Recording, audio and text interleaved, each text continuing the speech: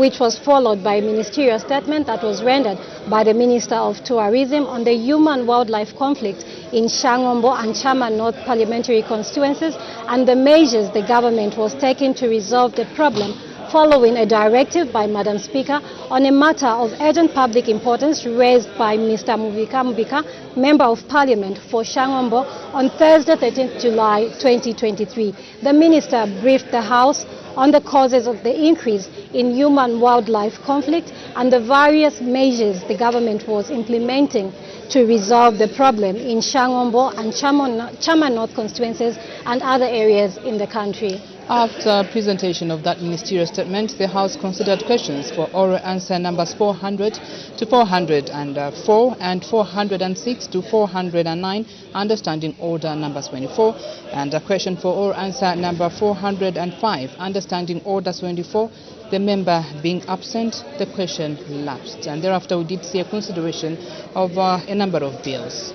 Exactly, Claudette. The first one was the Environmental Management Amendment Bill, National Assembly Bill number 6, 2023, read the third time and passed. The other bill was the National Prosecution Authority Bill, National Assembly Bill number 7 of 2023.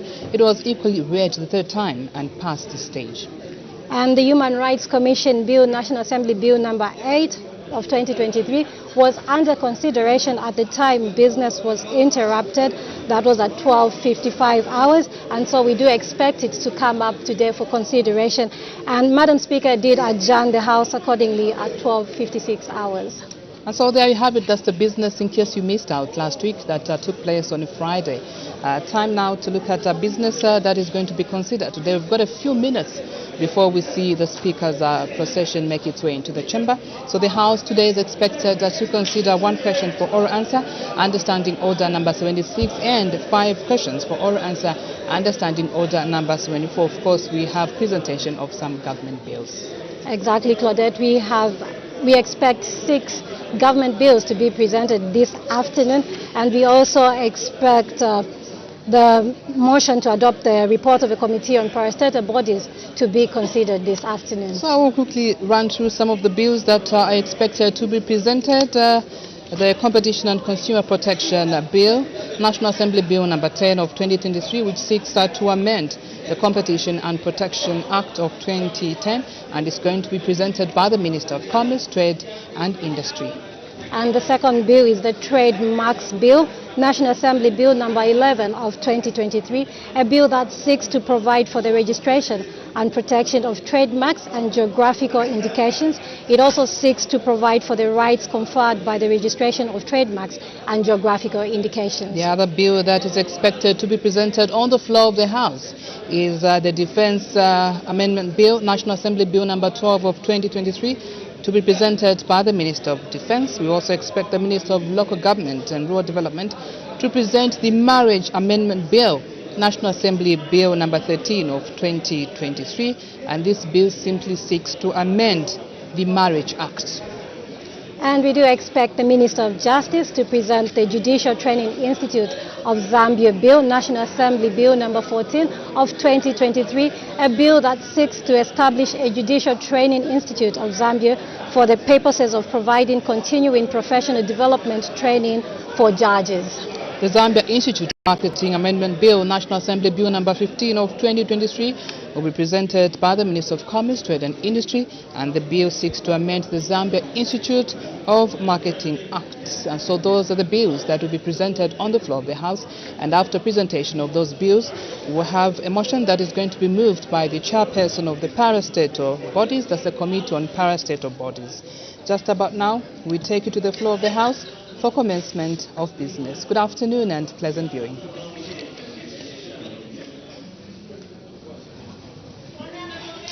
Parliament, Madam Speaker.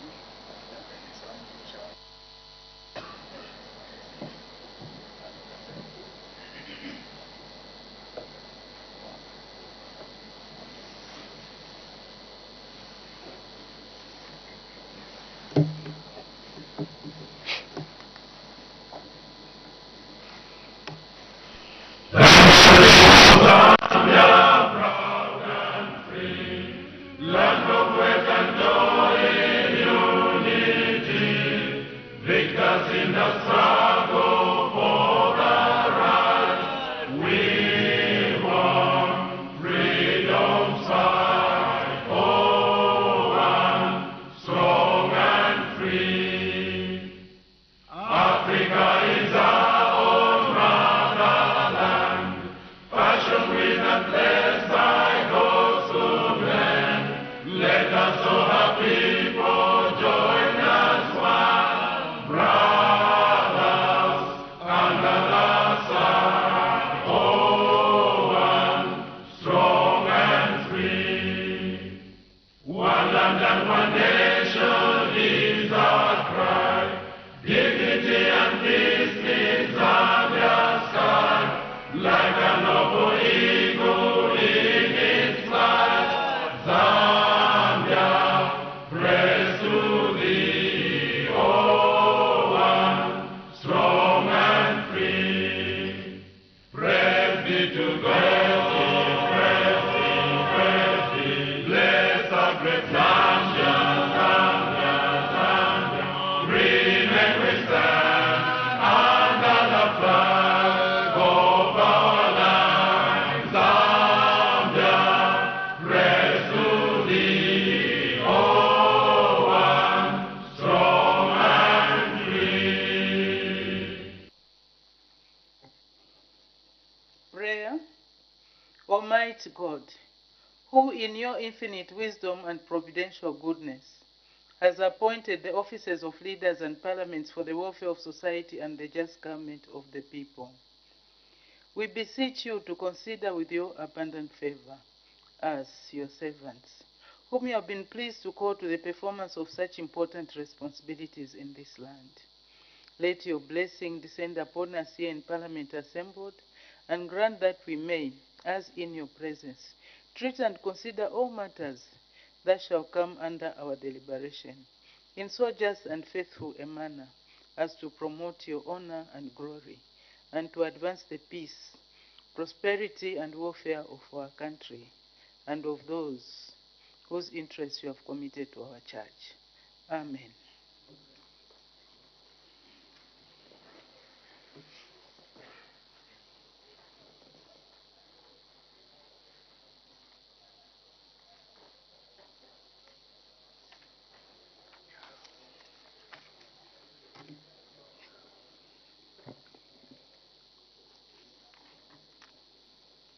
Honorable members, I have two announcements to make and one ruling.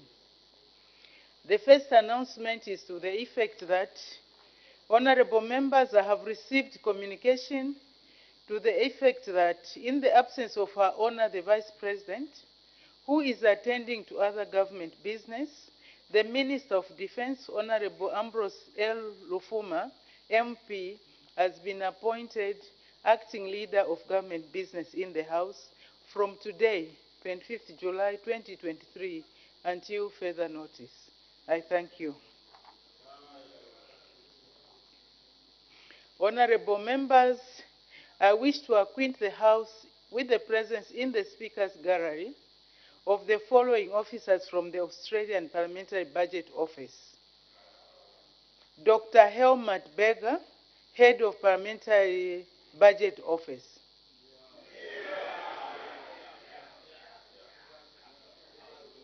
Dr. Marcus Regal, Macroeconomist. I wish, on behalf of the National Assembly of Zambia, to receive our distinguished guests and warmly welcome them in our midst. I thank you.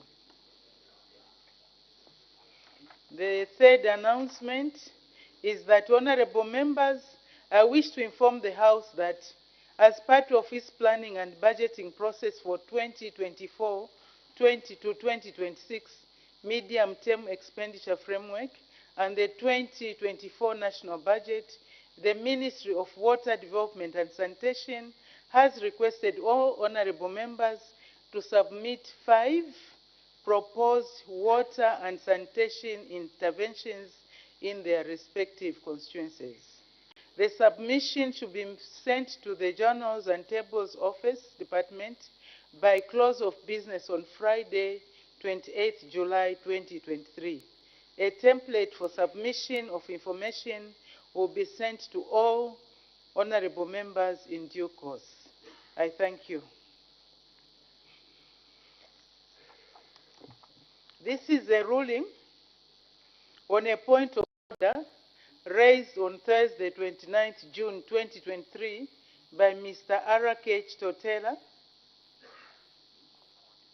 Member of Parliament for Pambashe constituency, against Honorable S. Masevo, MP, Minister of Health, for allegedly imputing improper motives against him.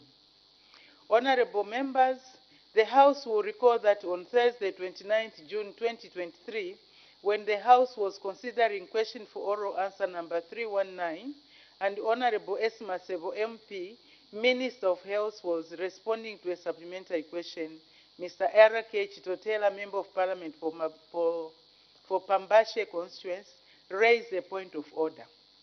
The point of order was against Honorable S. Masevo, MP, Minister of Health.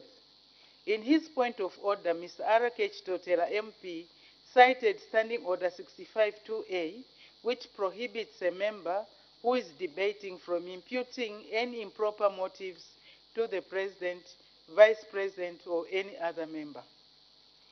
In his point of order, Mr. Arakech Totela, MP, explained that the Honorable Minister had said that he was imputing wrong motives by stating that the government was distributing wrong medicines for administration in hospitals.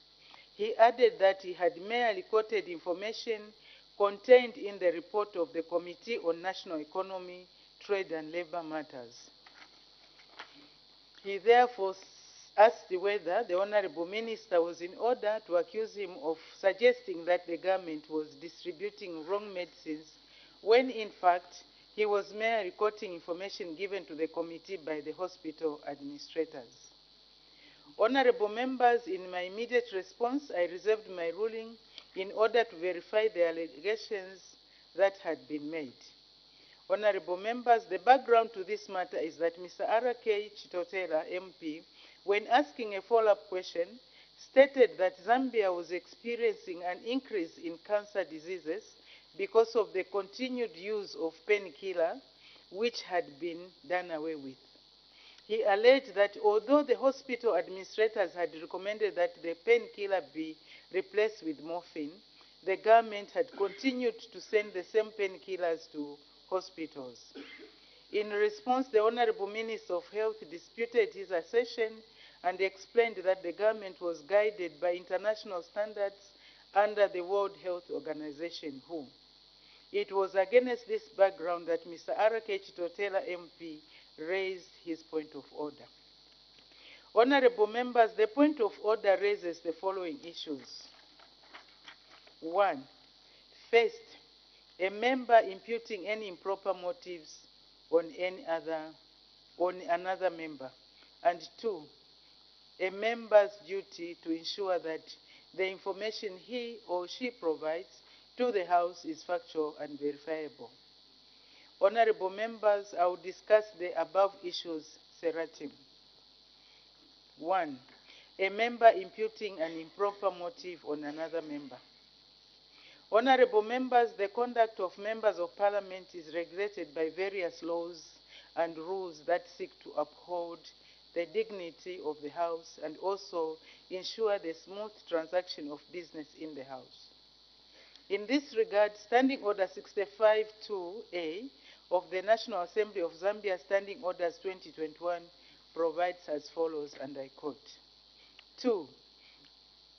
A member who is debating shall not, A, impute any improper motives to the President, Vice President, or any other member, end of quote.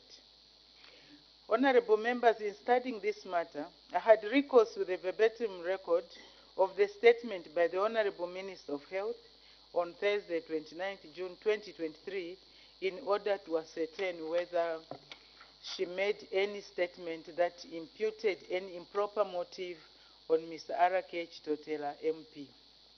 The relevant excerpt of the Honorable Minister's statement is as follows, and I quote, Madam Speaker, I thank the Honourable Member for his follow-up question, except to say that it is a completely new question and it will require a specific question to be put in. What the Honourable Member is saying now, through his question, which may not actually even be factual, is that we, as government, are distributing a drug that should not be distributed. Madam Speaker, you may wish to know that issues of drug management and even what drug to administer are not ones where one just gets up in the morning and decides to do away with. We follow international standards under the World Health Organization, WHO. When we change, a circular is issued, we change based on guidelines, end of quote. From the verbatim record, it is evident that the Honourable Minister of Health is responding to Mr. Arakech Totela, MP's question, stated that let me read that again. From the verbatim record, it is evident that the Honourable Minister of Health, in responding to Mr. Arakech Totela, MP's question, stated that his question was a completely new one, which would require a specific question to be asked.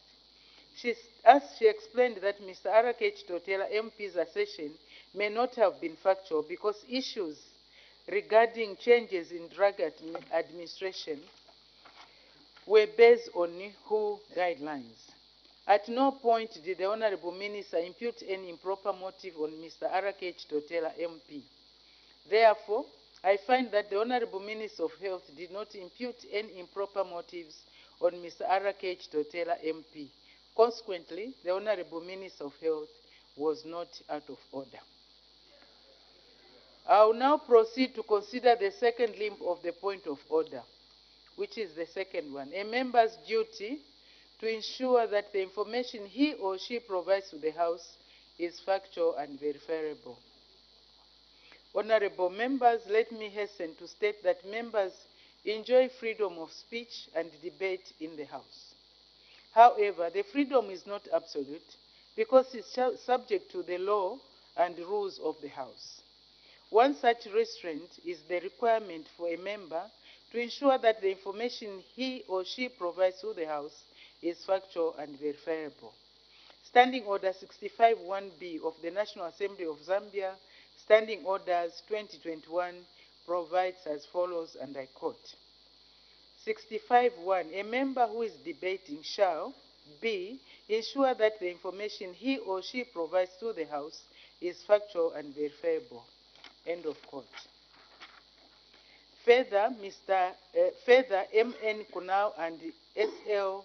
Shakda, in their book entitled Practice and Procedure of Parliament, 7th edition, New Delhi, Lok Sabha 2016, state from pages 244 to 246 as follows, and I quote, the right to freedom of speech in the House is circumscribed by the constitutional provisions and the rules which also guard against making unwarranted allegations against a person, and the procedure for inviting attention to incorrect statements made by ministers or members is governed by directions.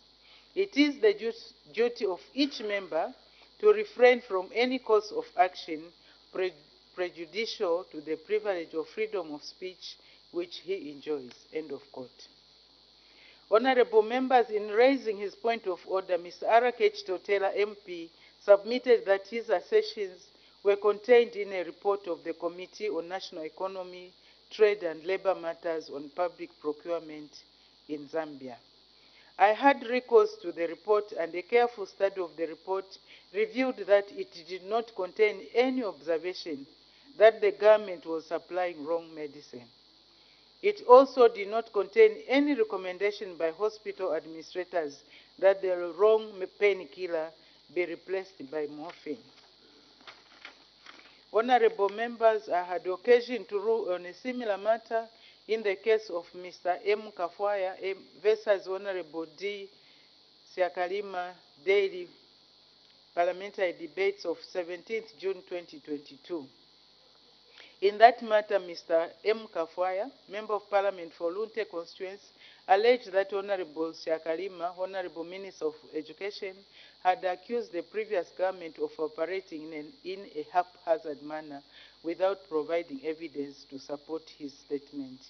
In my ruling, I stated as follows, and I quote, It is clear that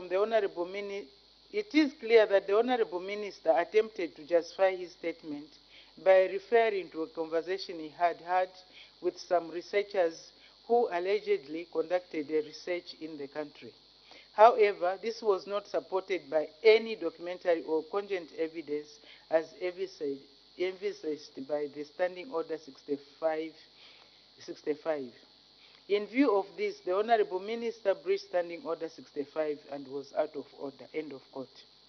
Honorable members, in this matter, Mr. Arakech Totela MP made assertions which he claimed were contained in the report of the Committee on National Economy. My review of the report established that his assertions were not contained in the report. His assertion was therefore not factual. In that regard, I find that by providing information that was not factual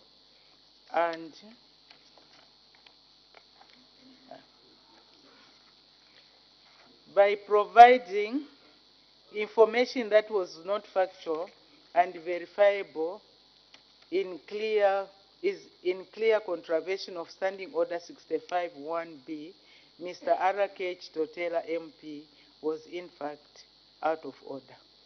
I thank you.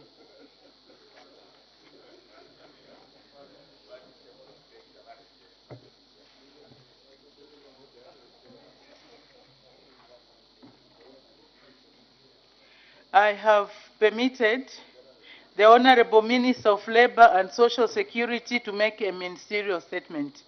The Honorable Minister of Labour and Social Security.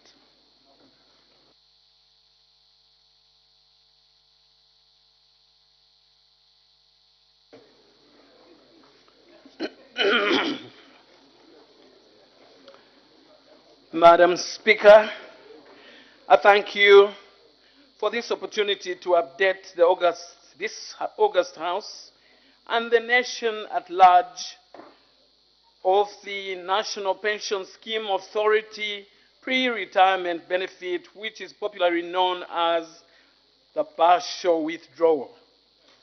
On the 17th of April 2023, the President of the Republic of Zambia, Mr. Hakainde Hichilema, signed into law the National Pension Scheme Amendment Act number 1 of 2023. Madam Speaker, on the 18th of April 2023, the National Pension Scheme Authority commenced the disbursement of the pre-retirement benefits to eligible members. Madam Speaker, allow me to remind the members of the House of the salient points of the National Pension Scheme Amendment Act number 1 of 2023.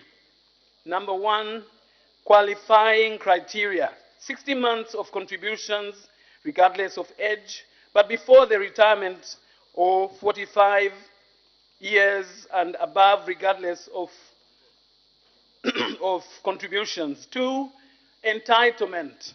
Madam Speaker, 20% of total of contributions which are indexed or have some interest added.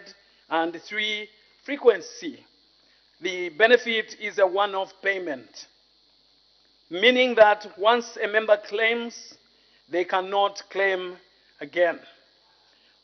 Madam Speaker, I am delighted to announce that as of 30th of June 2023, a total of 332,493 members have been paid, a total of 7.7 billion kwacha. There has been an overwhelming response from the general public towards the pre-retirement benefits. To date, we have the following payments that have gone through, just to give an idea. Madam Speaker, between the 18th of April and the 30th of April 2023, an amount of 909 million kwacha was paid out to 26,739 members. By May 23rd, by end of May 2023, 5.3 billion was paid out to a total number of 218,435 members. By end of June 2023, 1.4 billion kwacha was paid out to 87,319. Madam Speaker, you may wish to note that of the 332,493 members paid as of June 2023, 15% or 48,661 members were male, who received 16% of the total payout of 1.2 billion. And 85% of the 283,832 were male. Sorry, Madam Speaker, the first one was female. The male is the one I'm reading into. 85% of 283,832 were male, who received 6.4 billion. Further, I wish to state that the youth have also benefited, Madam Speaker, from the pre-retirement benefits.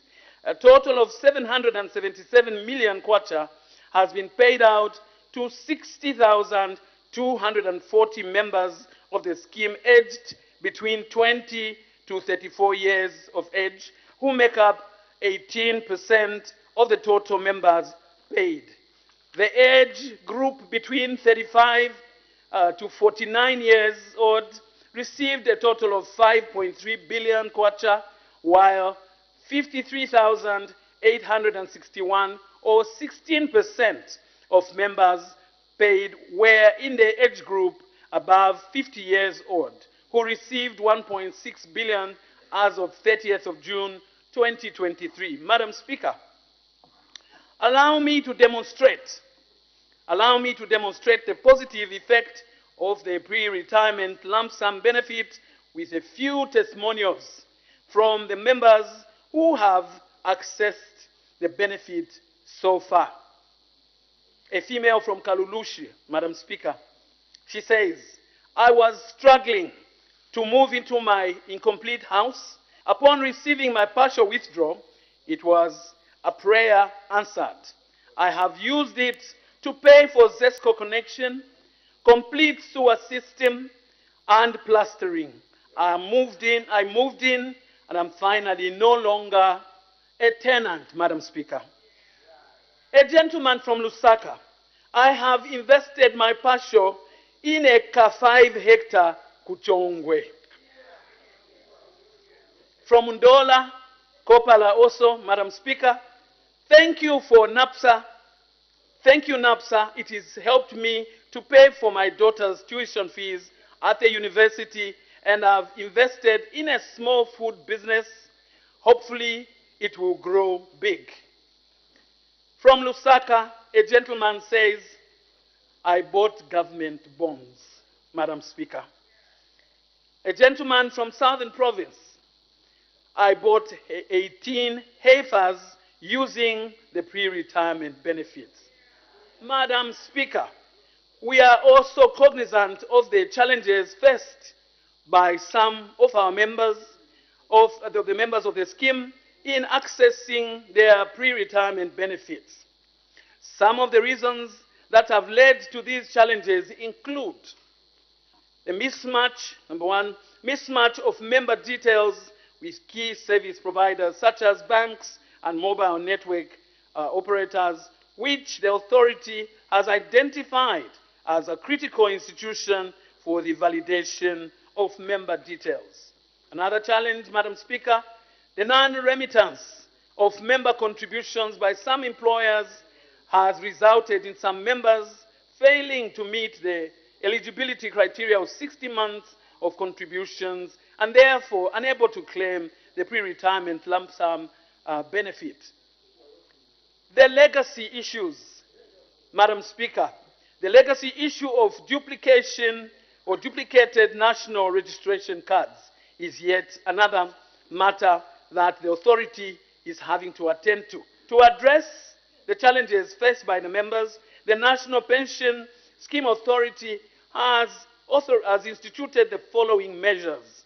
1, extended hours of operations of the Customer Service Center from the regular 08 to 17 hours to 06 to 22 hours to allow huge outturns of members who seek assistance with verification of member details and onboarding to facilitate for claim processes. 2, the authority has engaged most affected employers, which include, among others, local authorities, quasi-government institutions, and private employers, to make good of the contributions as provided for by the NPS Act number 40 of 1996. 3, to mitigate the challenge of shared NRC numbers, the authority has established a dedicated unit comprising of desk officers responsible for continuously engaging and collaborating with the National Registration Office for identification of the rightful owners. Madam Speaker, as I conclude, allow me to state that the implementation of the pre-retirement benefits has also raised awareness amongst the general public on the importance of pensions. Further, it has exposed employers who have not been remitting their employees' contributions to the scheme. The New Dawn government will continue in the medium and long term to undertake broad social security reforms to ensure that the existing social security schemes are well subscribed and responsive to the needs of our citizens. Madam Speaker, I thank you. Thank you. Honorable members are now free to ask points of clarification on the ministerial statement given by the Honorable Minister of Labour and Social Security. The Honorable Member for Katombora. I thank you, Madam Speaker, for allowing the voice of Katombora to ask a question to the Honorable Minister of Labour. Honorable Minister, we appreciate you, Honorable Minister, for the hard work you are doing in the Ministry of Labour, particularly on the partial withdrawal, on the something. It's really touching many lives. Honorable Minister, I've been receiving questions from members of the public. They are asking, is your ministry considering the Public Saves Fund, also the Public Saves Pensions Fund? Are you also considering to service workers of government to also access a partial withdrawal? Thank you, Madam Speaker. Thank you. The Honorable Minister of Labour and Social Security.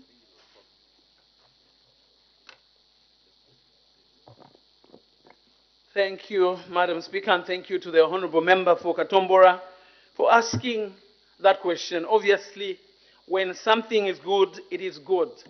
And obviously, the rest of our citizens are interested.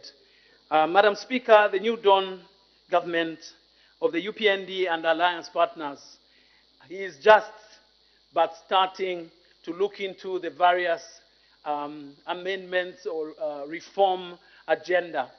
And of course, in most cases of change, any responsible government will take time to pilot, test out before they go to sweeping reforms. And so, for this reason, we have started with NAPSA. The lessons that will come from this authority, this membership scheme, will inform any other reform agenda that will be required to be taken. I submit, Madam Speaker.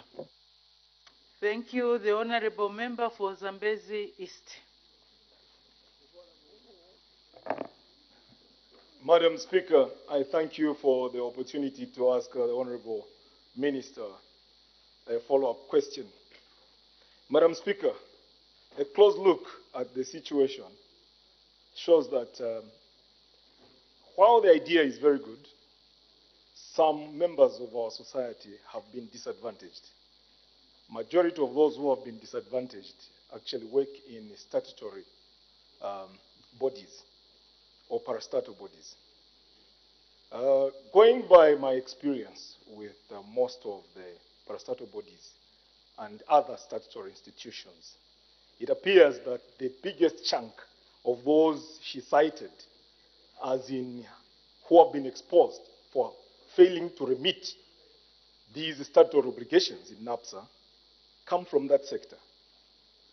Since she's a member of the cabinet, and the plight of these Zambians is their responsibility as cabinet, what has been put in place to mitigate this impact, other than simply shelving it, because it is actually caused probably by the previous regime for these people seated on your left-hand side? Madam Speaker, I thank you. Thank you, honorable members. As we ask questions, let's be precise to the point so that we can allow as many members to ask questions. Let's limit our opening remarks because otherwise this amounts to a debate. The Honorable Minister of Labour and Social Security. Thank you, Madam Speaker. Indeed, I would like to thank the honorable member and indeed yourself, Madam Speaker, for the opportunity provided for the member to engage on this so topical issue.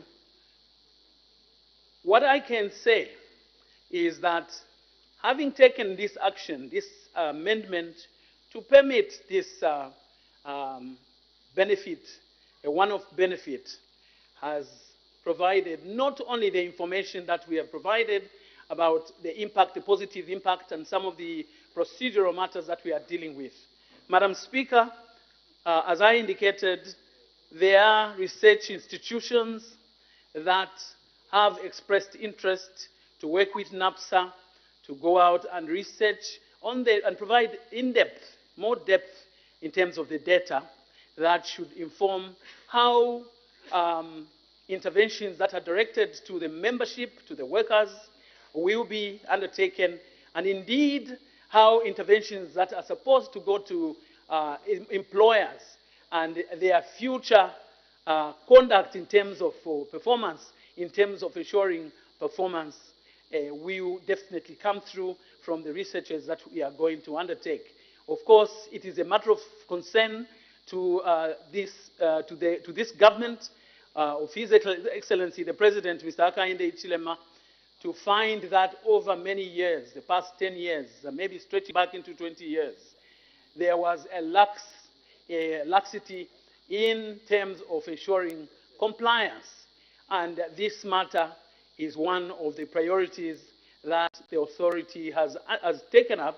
And as it is, Madam Speaker, the member would be happy to know that we, in the recent past, passed that amendment with the ZNPF Act.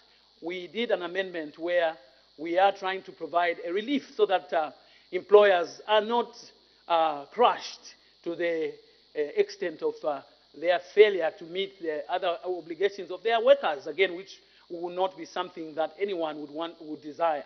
So that is one intervention we are undertaking, and other interventions are being put in place to engage and ensure that we fix and check out particular areas that would have been providing or causing the obstacles in the way of employers. Of course, the irresponsible employers or the employers who just didn't pay attention, they too have come to an awakening that the law is here and the law has to be complied with.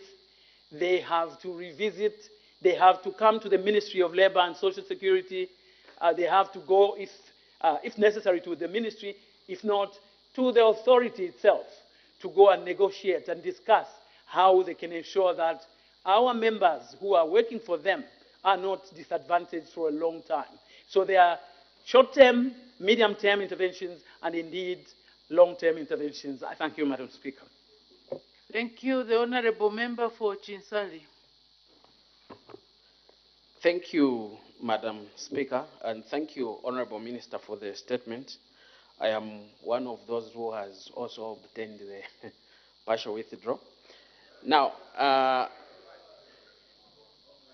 Honorable Minister, I would like to find out from you, what assurance are you giving the people of Zambia, especially those who make contributions to NAPSA, considering that what assurance are you giving them concerning the accuracy that the NAPSA,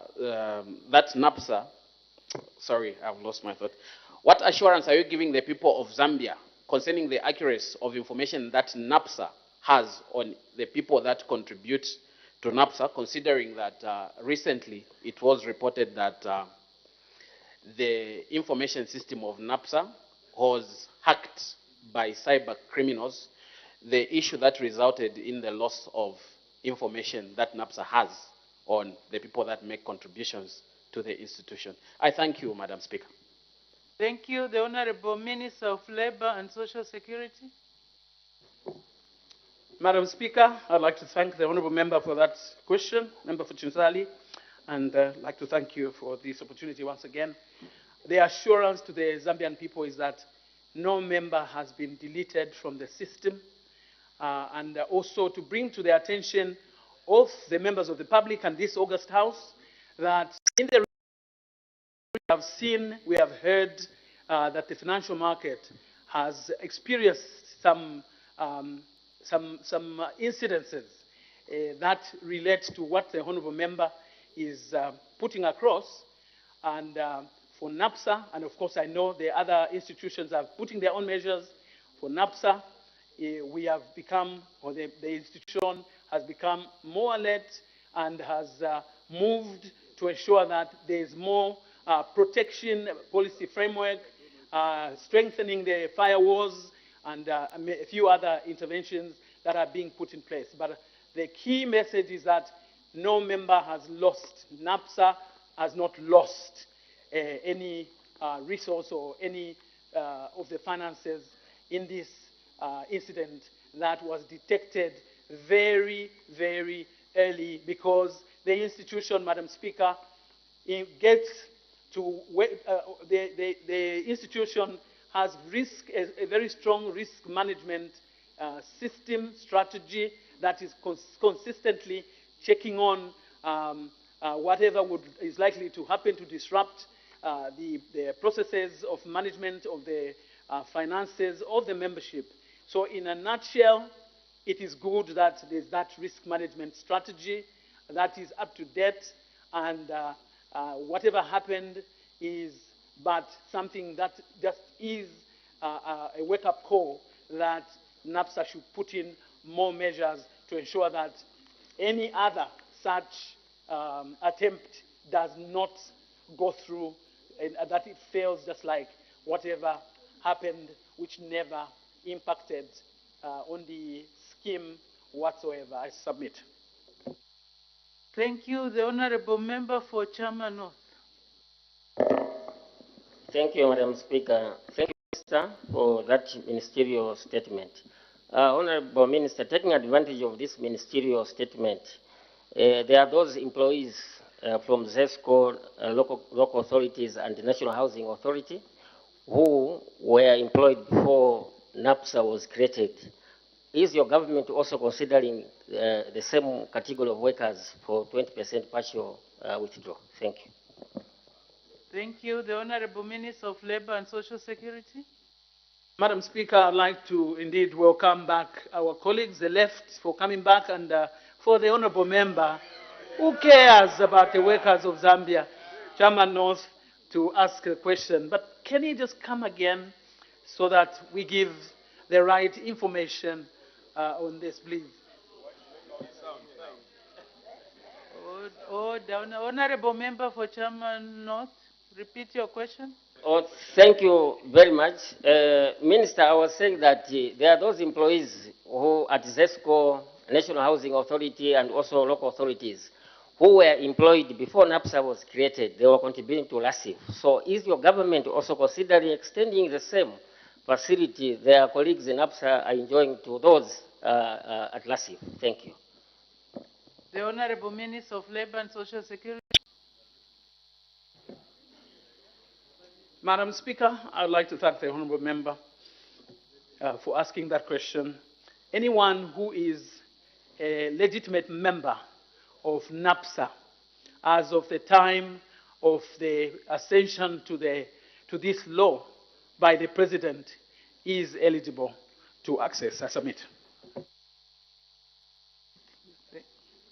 Thank you. I believe the question was for those members who were maybe in National Provident Fund or LASIF, sorry. Members who were with LASIF, that's the question. Madam Speaker, LASIF and PSPF are not they are not governed by the NAPSA Act of 2023. So as far as this provision is concerned, it covers those who are covered by the Act, the National Pension Scheme Act, number 1 of 2023. So for now, LASIF is not covered by this act, act that was asserted by the President. I thank you. Thank you. The Honourable Member for Luena. Thank you very much, Madam Speaker. Indeed, it's good to see that today we have both picture and sound. Honourable Minister, the good innovation of partial withdrawal has indeed been received with much appreciation by the public out there. But such a good innovative idea only ignites more demand from NAPSA members for more innovative ideas. So my question is NAPSA, under your ministry, willing to consider introducing some form of an unemployment benefit scheme where members who lose employment but are actively looking for employment would get some form of relief subject to meeting certain conditions as a form of social security? Is it something your ministry is willing to explore? Thank you, Madam Speaker. Thank you. The Honourable Minister of Labour and Social Security. Madam Speaker, I dare say, where there is feasible and it has gone through the various consultative processes and accepted by the social partners and all other key stakeholders, the sky is only a stepping stone, but all this has to first and foremost be examined within the priorities that the authority, the board, or the Board of Trustees are pursuing within the context of the situation, the current context in the country, which of course speaks to the 8th National Development Plan priorities in there, and also speaks or responds to the debt restructuring and the growth agenda that this government has put in place, or is refining, as we can see that structure such as the Presidential Delivery Unit is put in place, within the context of all those issues and many more in the global context.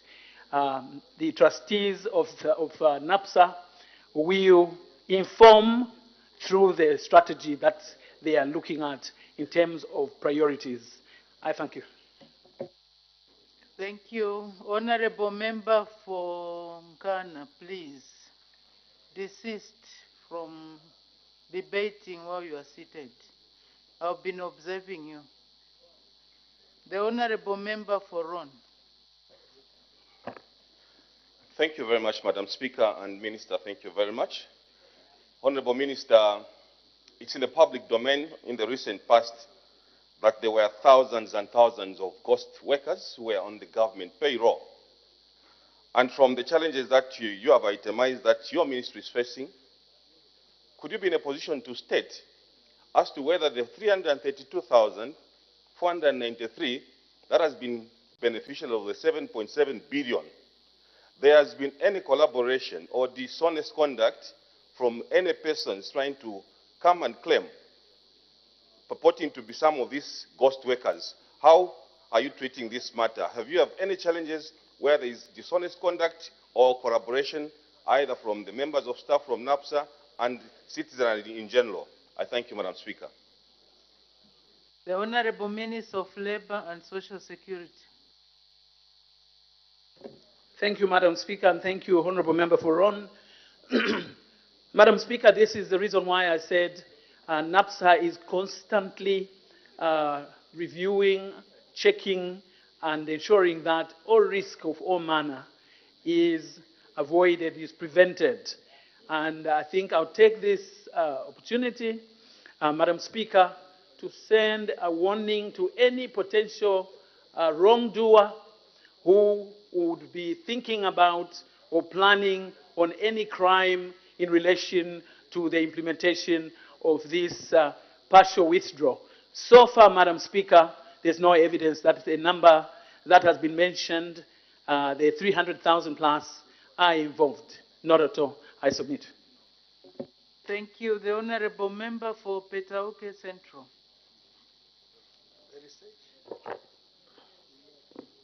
Thank you, Madam Speaker, for giving the good people of Petauke this opportunity to ask a follow-up question to the Minister of Labour. Minister of Labour, good afternoon. The greetings from Petauke. And thank you for your wonderful statement. The question is, this partial withdrawal, the 20% you are giving the people, there are some other people who usually, when they are out of employment, they use that money from NAPSA. Now, what hope are you giving them when they retire? Because that money, for example, if someone is after retirement was getting a 1,500 monthly, now, which means after retirement, after getting the 20%, is that money after retirement going to be affected or reduced by 20% as well? Thank you. The Honorable Minister of Labour and Social Security. Thank you, Madam Speaker, and thank you very much for the Honourable Member for Petauke. 20%, as it is clearly indicated, is out of 100%. At the beginning, at the inception of looking at the possibility, the opportunity to undertake this reform, obviously we, NAPSA did engage as on a biannual basis. NAPSA does actuarial valuations to ensure that the management, the board of trustees is in the know of the sustainability of the fund.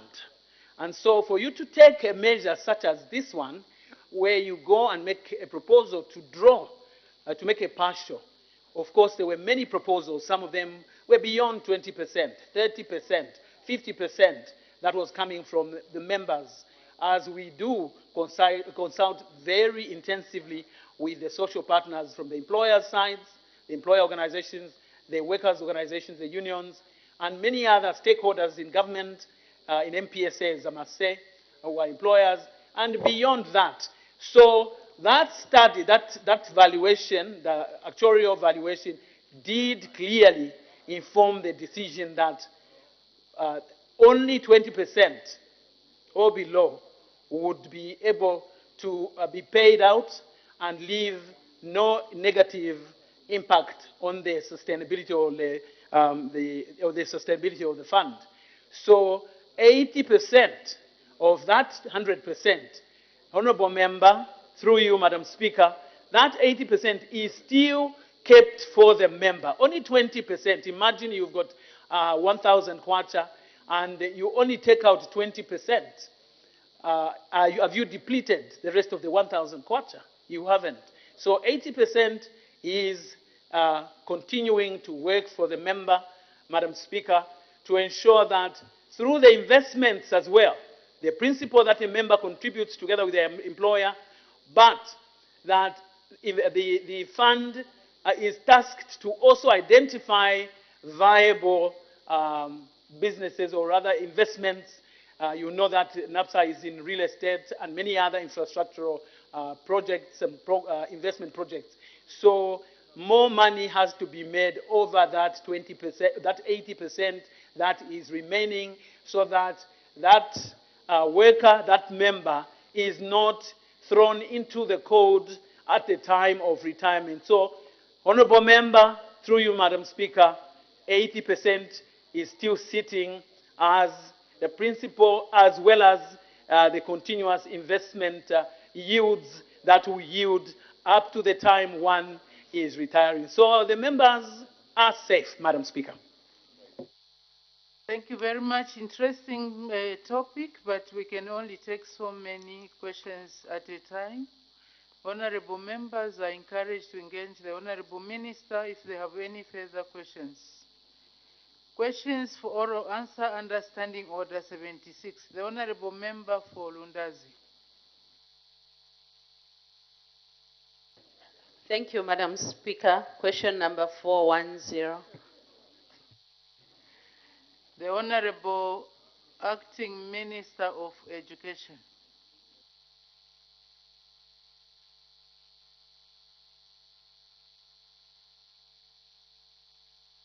Thank you, Madam Speaker. The Honorable Member for Lundazi is asking the Minister of Education the question: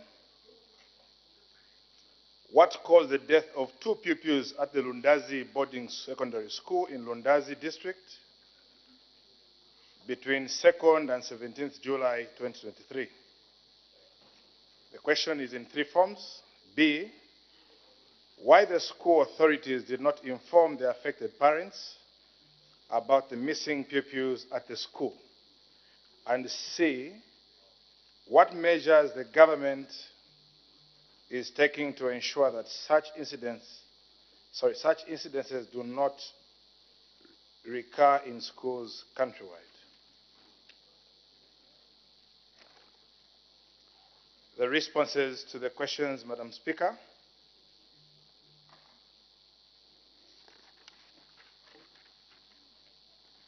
The government, Madam Speaker, notes with deep regret the untimely death of Jonathan Chiwowoka of grade 9K, aged 15, and Enoch Mwale of grade 11R, aged 17, of Lundazi Boarding Secondary School in the Lundazi district of Eastern Province.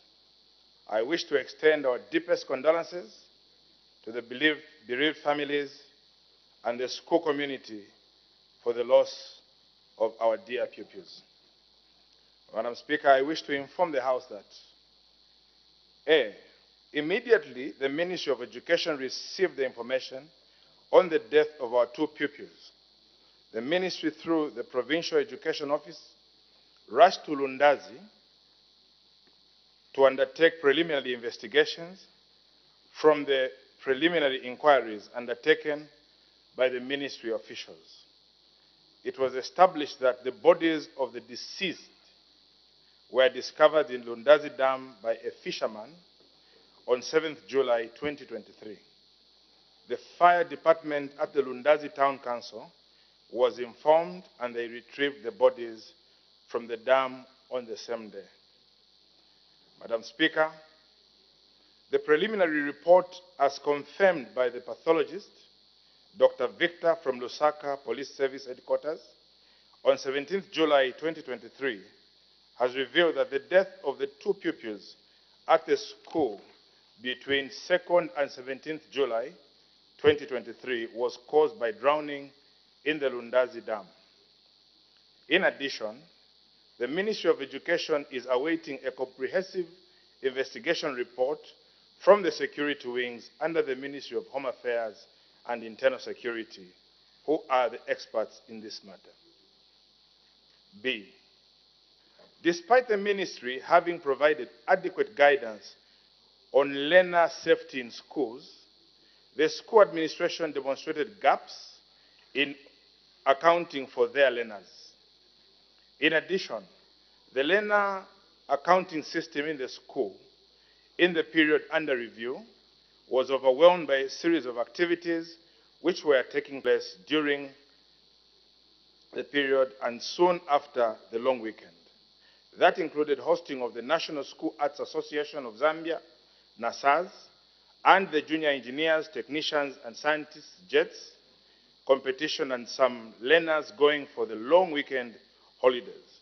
Therefore, this led to the school authorities not to be aware of the absence of the two learners in the school.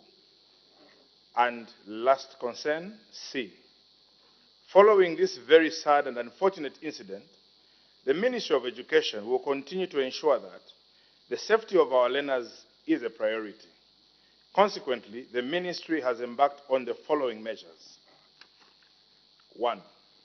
Compliance and adherence to circular number MOGA-101-4-2 of 14th June 2019, especially section number 5 on learner safety, which reads that schools should have a system to account for every learner at any time in school, especially boarders, and roll calls should be conducted impromptu as a way of checking on the learners. In addition, an additional circular number MOGE-101-4-2 of 27th June 2022, section number 2 states that school administrative structures should have effective mechanisms of accounting for the whereabouts of individual learners at any given time, be it in a boarding or day school. Scheduled or random roll calls should be part and parcel of the daily school routine. In addition, accountability structures such as prefects, teachers on duty, and housemasters must be reinforced so as to be able to play their part in ensuring daily learner safety. Number 2, enforcing the implementation of the provisions enshrined in the standards and evaluation guidelines in schools, especially chapters 2, 3, and 23, read together with other chapters. Provide a holistic package to guarantee the welfare of our learners in schools. Number 3, strengthening monitoring and evaluation at all levels, including PEOs, DEBs, and schools. Number 4, learner safety, reorientations, and capacity building should be enhanced for head teachers and other key players. Number 5, conduct sensitization and awareness programs for learners, teachers, administrators, parent-teacher committees, and the general public on the learner's safety. 6, the ministry will take disciplinary action against any officer found wanting in this matter in line with terms and conditions of service. Madam Speaker, I thank you. Thank you. Supplementary questions. The Honorable Member for Petauke Central. Thank you, Madam Speaker, for giving the good people of Petauke this opportunity to ask a follow-up question on behalf of the good people of Lundazi.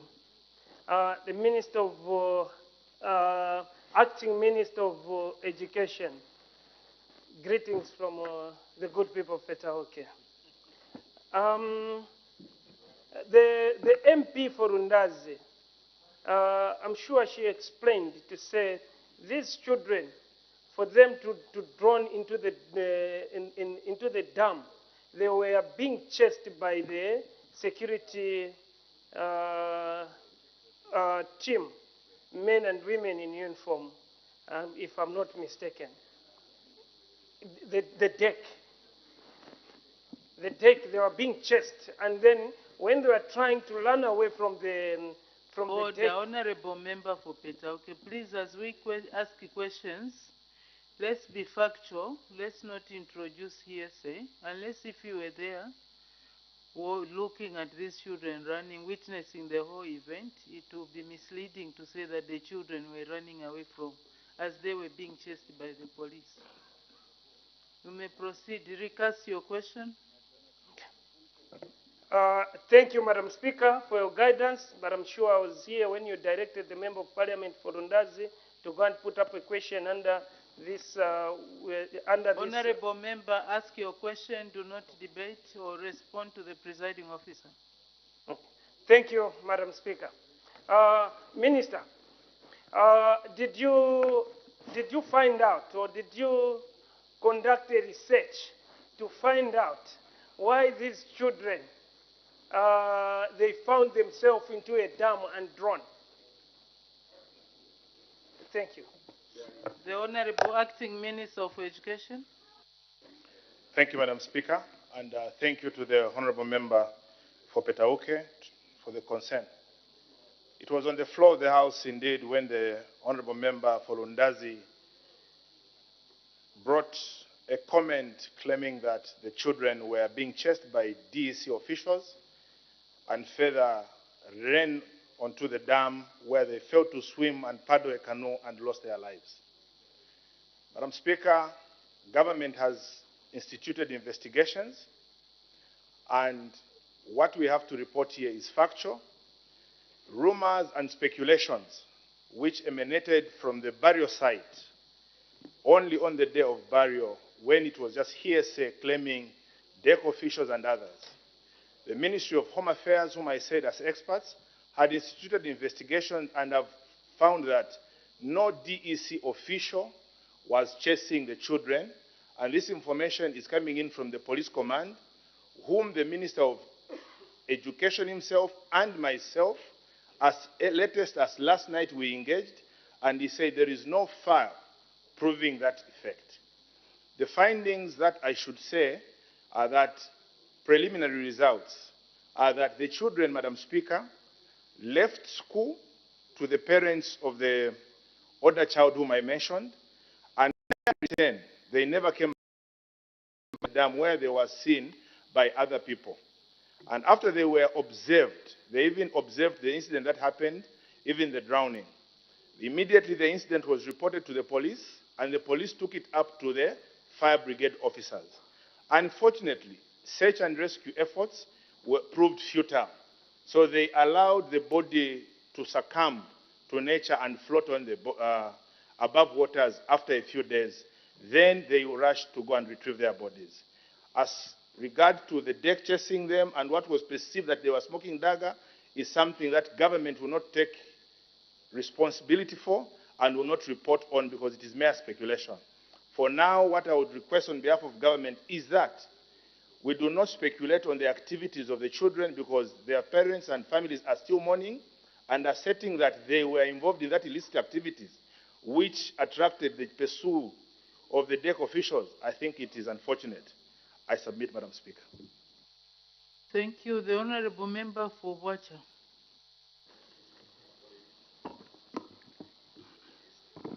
Thank you very much, Madam Speaker, for the opportunity to pose a question to the Acting Minister of Education.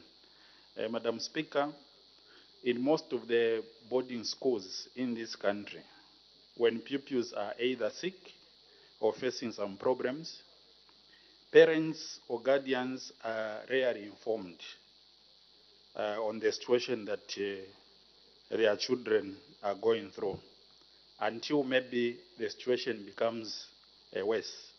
Minister, parents out there, not only parents having children at the boarding school in question, or the boarding school that we are discussing this afternoon, Lunda's boarding school, what sanctions is your government, through the Ministry of Education, going to apply on such school authorities?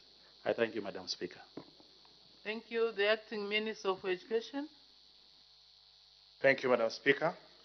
And I was very clear in my last statement that the government, the ministry will take, that's the last statement I actually gave, the ministry will take disciplinary action against any ailing officers in line with provisions of government statutes to discipline officers. In line. So the provisions are clear. They will be disciplined in order of the grievance procedure. Thank you. Thank you. The Honorable Member for Lunte. Madam Speaker, thank you so much. Please allow me to tender my commiserations with the families of Jonathan Chuawoka and Enoch Mwale. Madam Speaker, I wish to take note of the measures that the Honourable Minister has established, and I just want to remind the Honourable Minister that there is a new association called the Head Teachers Association. I would like to find out from him whether he is considering using that platform for dissemination of information to headmasters instead of using that as a platform for mobilizing head teachers to go and welcome His Excellency the President at the airport. As the case Order, Honourable Member for Lunte, please stick to the question. Yes, Madam Speaker. Please don't be in breach of the standing orders. Absolutely. They are clear. I just want to find out, Honourable Minister, whether you do consider using that very important platform to sensitize headmasters on the safety of learners in their institutions. As I said, as opposed to mobilizing them to go and welcome His Excellency at the airport. Order, Honourable Member for Lunte, I've already warned you. Do not use the name of the President to sway debate. The standing orders are very clear. I had advised. I don't know why you want to persist on the same thing that you have been advised. You've been advised. Are you considering, Honourable Minister? Thank you, Madam Speaker. The Honourable Acting Minister of Education. Madam Speaker, I still want to express government's concern and deepest grief on the loss of the two lives, and we choose not to be rhetoric or gross over this issue, because I think morality should prevail other than being rhetoric in any way. Indeed, Madam Speaker, I should make it very clear, our government is focused on providing different platforms of engagement. And government has got systems and procedures which we follow in disseminating information, and will stick to that. So as opposed to the rhetoric and other immoral assertions, we will not comment on them, Madam Speaker. I submit. Thank you. The Honourable Member for Lundazi. Honourable Member for Lunte, please take your seat. Honourable Member for Lunte.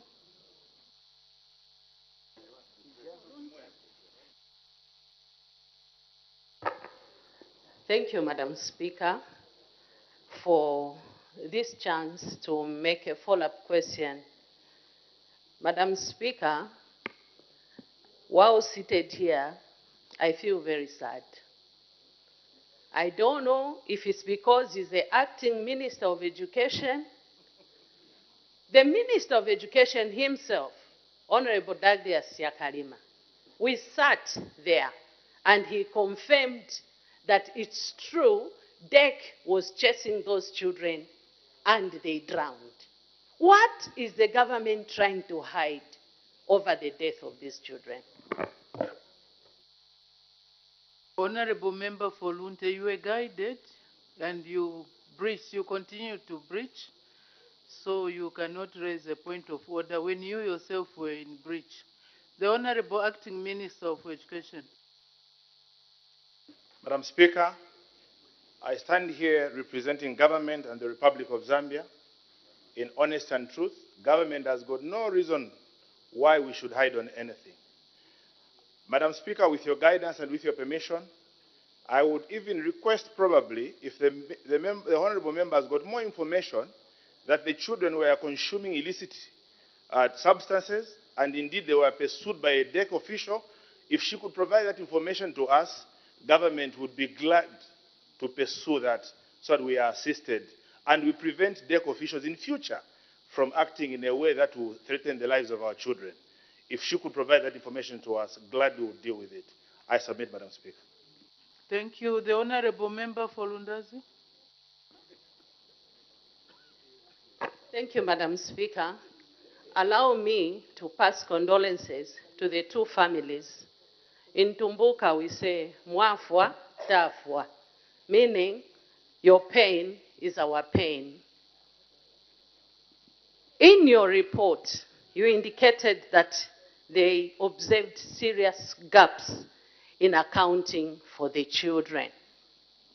It took a parent from here to go to Lundazi. That was the only time the school management started moving.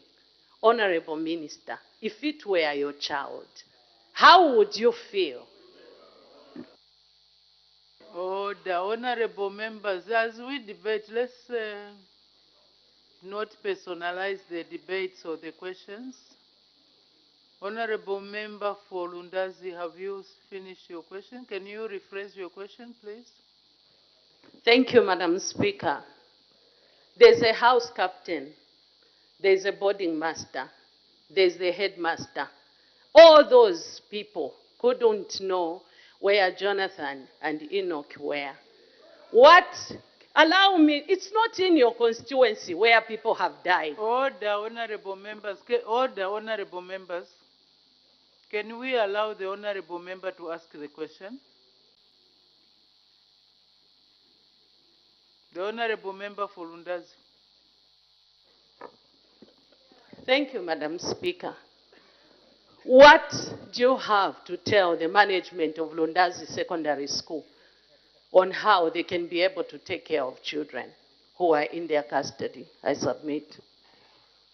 The Honorable Acting Minister for Education. Thank you, Madam Speaker.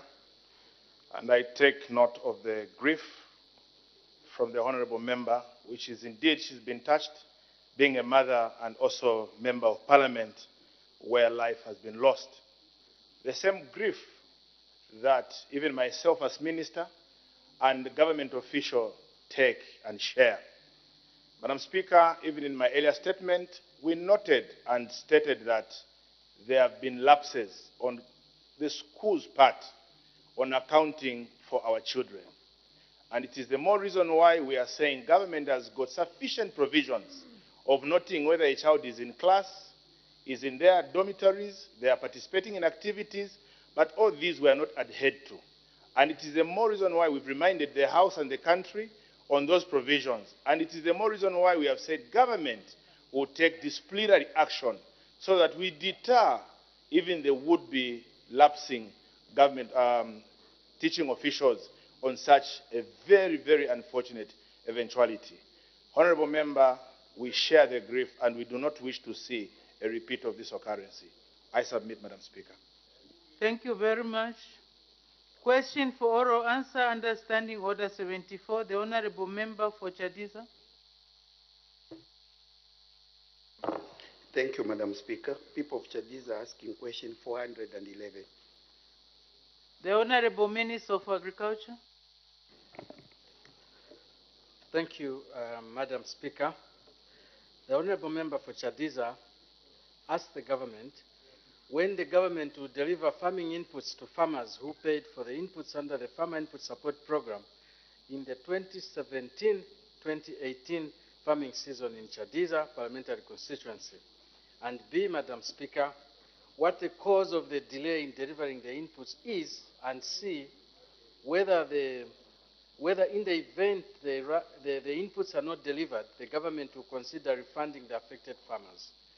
Madam Speaker, the answer is as follows. It is true, Madam Speaker, that 603 farmers in Chadiza district did not access farming inputs under the Farmer Input Support Program during the 2017-2018 season, despite having paid the 400 kwacha contribution. This unfortunate situation was caused by the misposting of funds to farmer accounts by the bank. The bank, which is Zanaco, posted the farmer contributions to wrong national registration card numbers. As a result, the farmer cards could not be credited, which ultimately meant that the farmers could not redeem their farming inputs. The local branch of the bank was engaged to resolve the problem.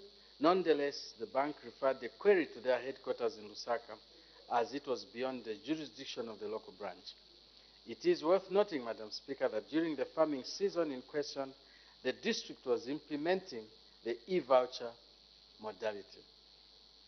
The ministry has continued engaging the bank in order to have the issue resolved. However, unfortunately, the issue remains unresolved to date.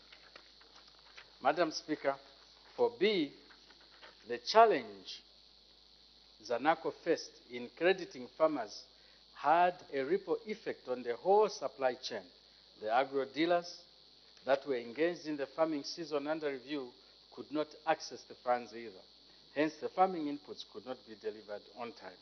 And C, Madam Speaker, in the event that the inputs are not delivered by the bank, Zanaco, yes, we will have to refund the affected farmers, and the ministry is pursuing this option. Madam Speaker, I thank you.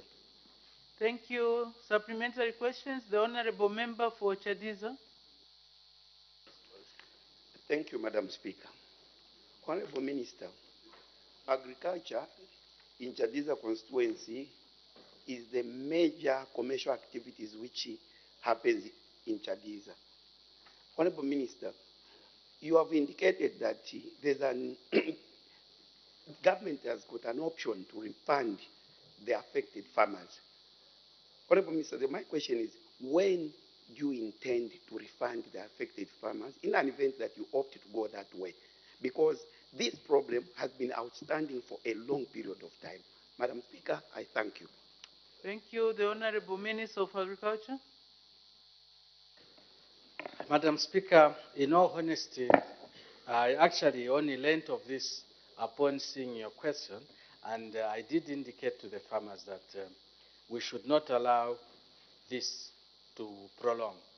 2017, 2018 is a long time ago. So many years have passed. This negligence will be resolved by this government, and I can assure you that this year will not end. These colleagues will be paid. Madam Speaker, I thank you. Thank you. The Honorable Member for Shuangandu. Thank you so much, Madam Speaker. Through you, follow-up question to the Honorable Minister is if indeed there was a standing arrangement between the bank and government, and as you have acknowledged in your response, that the bank is the one, the bank is responsible for mishandling this transaction through mispostings. What action are you going to take on the bank? Because at the end of the day, the livelihoods of these farmers has been affected in a negative way. I thank you, Madam Speaker. Thank you. The Honorable Minister of Agriculture. Madam Speaker, as I indicated, this is a very odd case, and when I learned about it, I've started instituting our own investigations to find out how this could have happened, because the possibility of fraud cannot be ruled out. So we will push that the bank should pay. But in an event that it is delayed, this is only 240,000 kwacha. We should not punish the farmers in Chadiza. I think we can make good and push that the bank refunds the money. Madam Speaker, I thank you. Thank you. The Honorable Member for Mbavala. Thank you so much, Madam Speaker. Good afternoon. And may I share my condolences to the families of the children deceased in Londazi on behalf of the Parliamentary Caucus of Children. Honorable Minister, on the issue of in Chadiza, I wanted to find out, we have pockets of farmers who did not receive inputs in various places, even in Mbabara, who complain of a similar nature. What action is the ministry doing to try and ensure that these people who didn't receive their inputs in 2017, 2018, as such, can get back either their money or their inputs, as the case in Londazi? Thank you. Thank you, Honorable Members. Let's pay attention to the answers as they are being answered by the Honorable Minister to avoid being repetitive. The Honorable Minister of Agriculture. Madam Speaker, since the issue has escalated to other areas, it would be important for the House to know that the e-voucher system was absolutely abused, and it is not only farmers, even agro-traders. A lot of companies lost their capital in this fashion of wrong activity.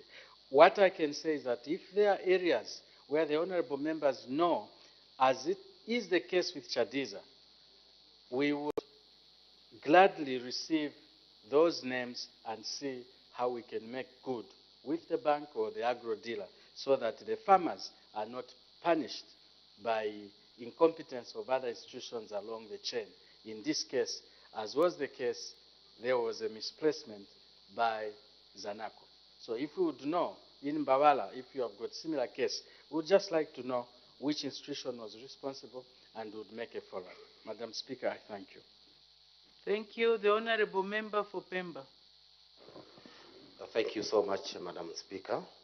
Honorable Minister, you have clearly indicated that one of the reasons why some of the beneficiaries didn't receive is because of some agro dealers. Now, my question to you, Honorable Minister, is what measures are you putting in place to ensure that the farmers this time around are secured and will receive their fertilizer without any inconvenience? Thank you. The Honorable Minister of Agriculture. Thank you, Madam Speaker. The first move, and a very, very good question from the member for Pemba, is that all those agro dealers that were involved in suspicious transactions, they are not going to be considered going forward. Remember, Madam Speaker, that the government is gyrating towards e-voucher, and the government is gyrating the FISIP into a banking facility. Now, as we move towards there, agro dealers will become very, very cardinal.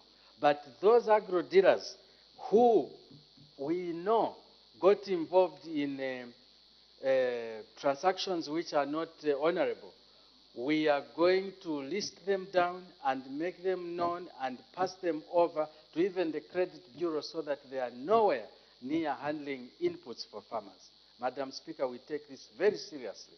I thank you. Thank you. The Honorable Member for Chipili. Thank you, Madam Speaker.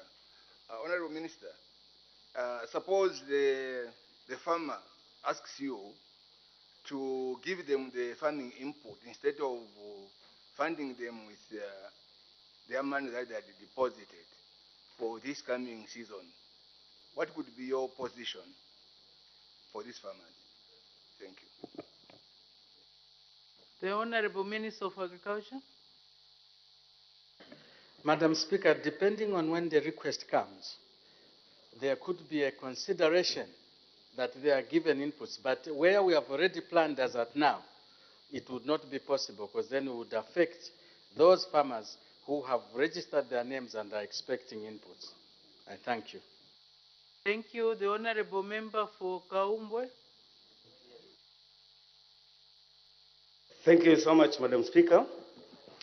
Minister, I guess there, of course, there are so many banks in Zambia, Zanaco, Indobank, and so on and so forth.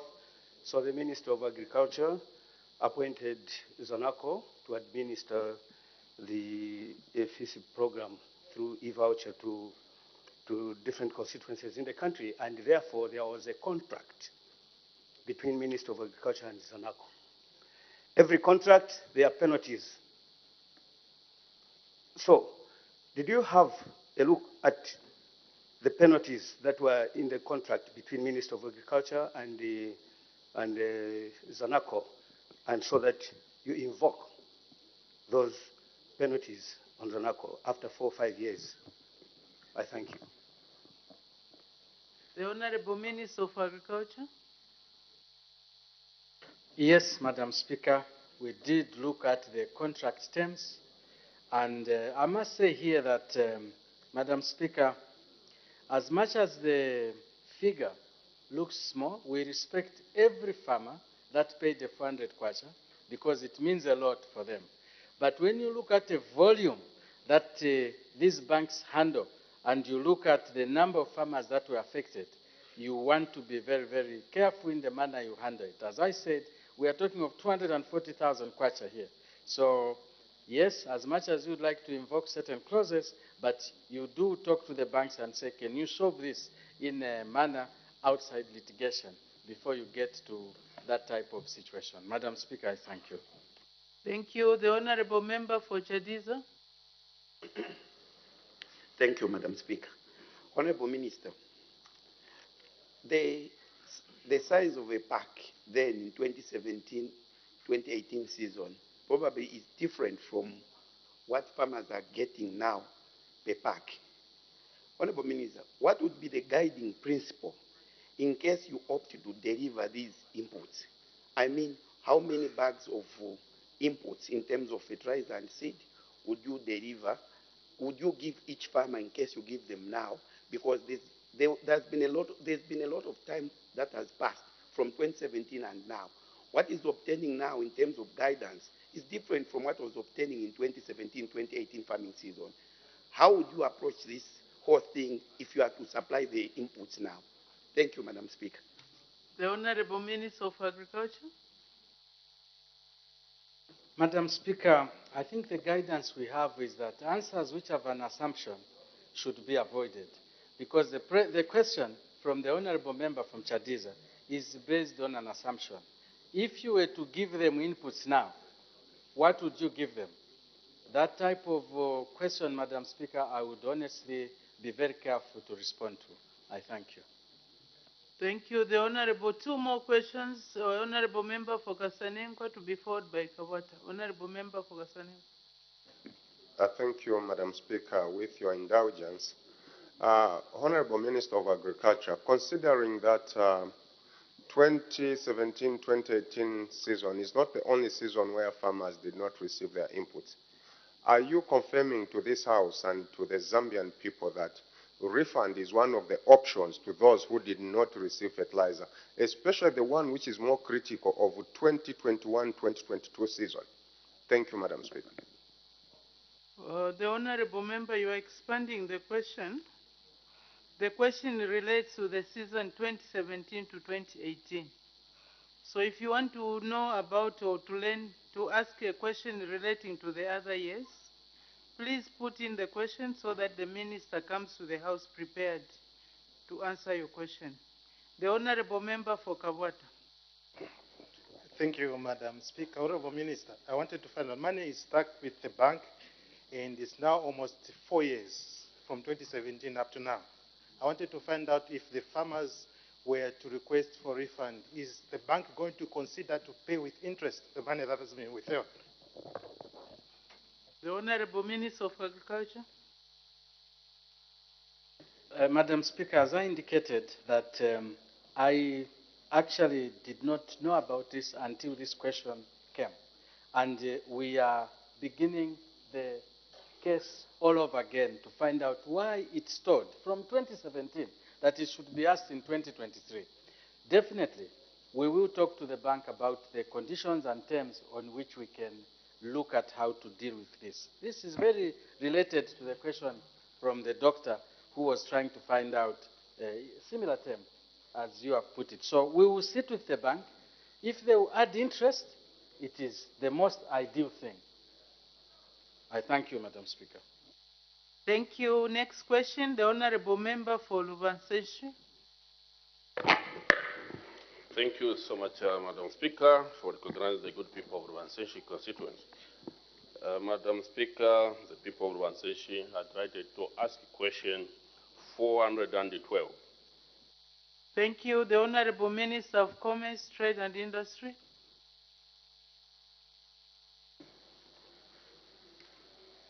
Thank you, Madam Speaker. The Honorable Minister, the Honorable Member is asking the Honorable Minister of Commerce, Trade and Industry, a question which has been split in 4 parts. A, whether the government has any plans to establish plants to process mukula, rosewood, mukwa, and other types of timber. B, if so, when the plans will be implemented. C, in which constituencies the plans will be situated? And D, if there are no such plans, why? Madam Speaker, I'll answer in parts as questions have been provided.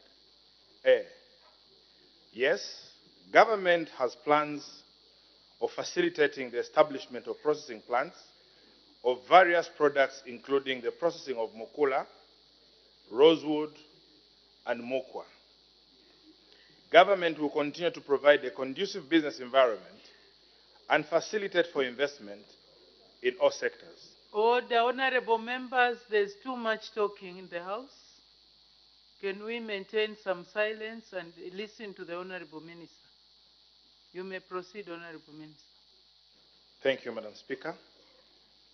In this regard, we invite the private sector to invest in this lucrative sector.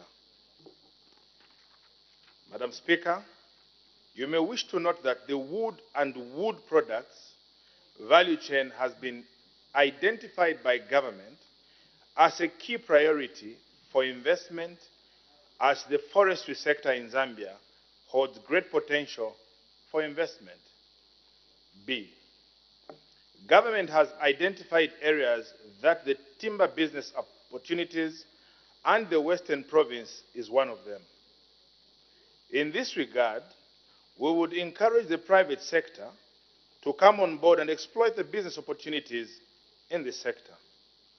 Government, through the Zambia Development Agency, ZDA, has commenced a countrywide district investment opportunity profiling exercise in an effort to promote investments in all parts of the country. Further, government, through the agency, has embarked on a number of investment activities, such as expos and trade fairs, to showcase the trade and investment potential of the country for all sectors, including timber processing. And soon we'll be hosting such an expo in the northern province of Zambia.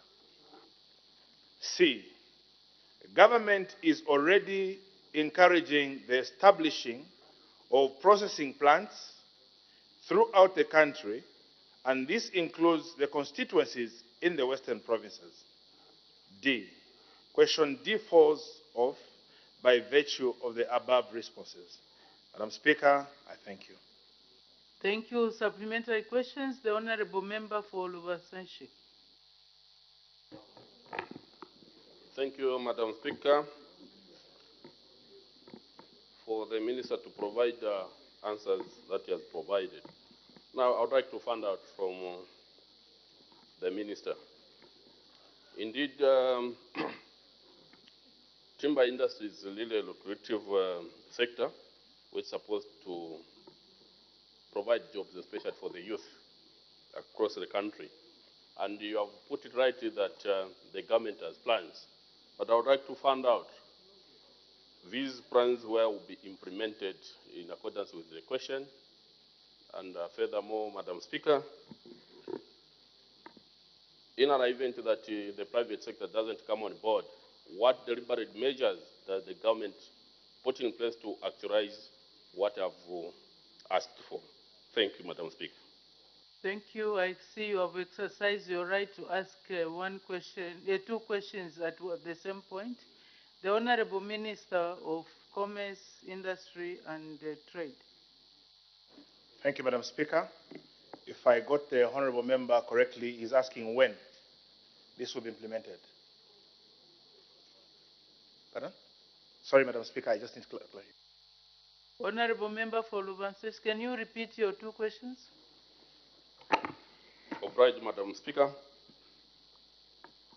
Honorable Minister, I would like to know which constituencies are the government going to implement, and furthermore, in an event that the private sector doesn't come on board, what measures are you putting in place to actualize this? I submit, Madam Speaker. Thank you. The Honorable Minister of Commerce, Trade and Industry. Thank you, Madam Speaker. Like I said earlier in my responses, government has embarked on a district identification of areas of opportunity where such sectors should be set. And currently, government has identified certain areas in the country that are largely involved in the harvesting of timber. One of such places is the Western Province, which has been identified as a major source of timber for the country from districts such as Mongu, Sioma, Kaoma, and Sesheke. And in these areas, to respond to your second question, where you say, if the private sector does not come on board, definitely the private sector has already started coming on board. The commitment that government has towards this is unwavering. The first press briefing that was given by the head of state was to cancel the concessions that were owned by foreign nationals in the timber sector and provide it as a preserve of only the locals. And from that time, we have seen the private sector engaging in this timber industry where they are developing things like desks, which we are even seeing in our schools, and other facilities. But government is going an extra mile to incentivize this sector so that we attract more private sector investment. This investment actually started even before the New Dawn government came on board, but we just want to enhance it. I submit, Madam Speaker. Thank you. The Honourable Member for Matero.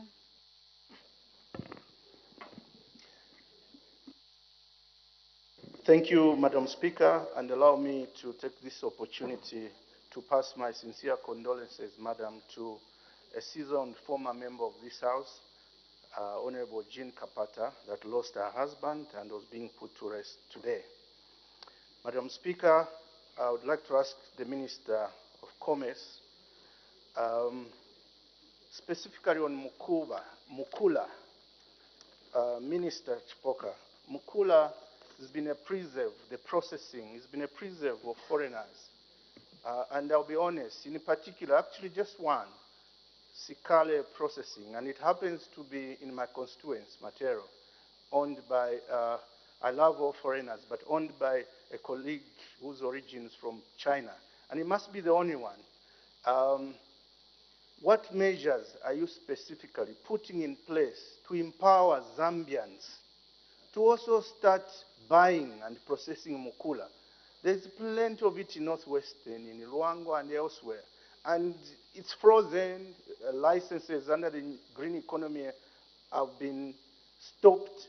But then there's one or two foreigners that continue trading. What are you doing to ensure that, particularly the mukula, because it's highly expensive, that Zambians access it and then they can process it?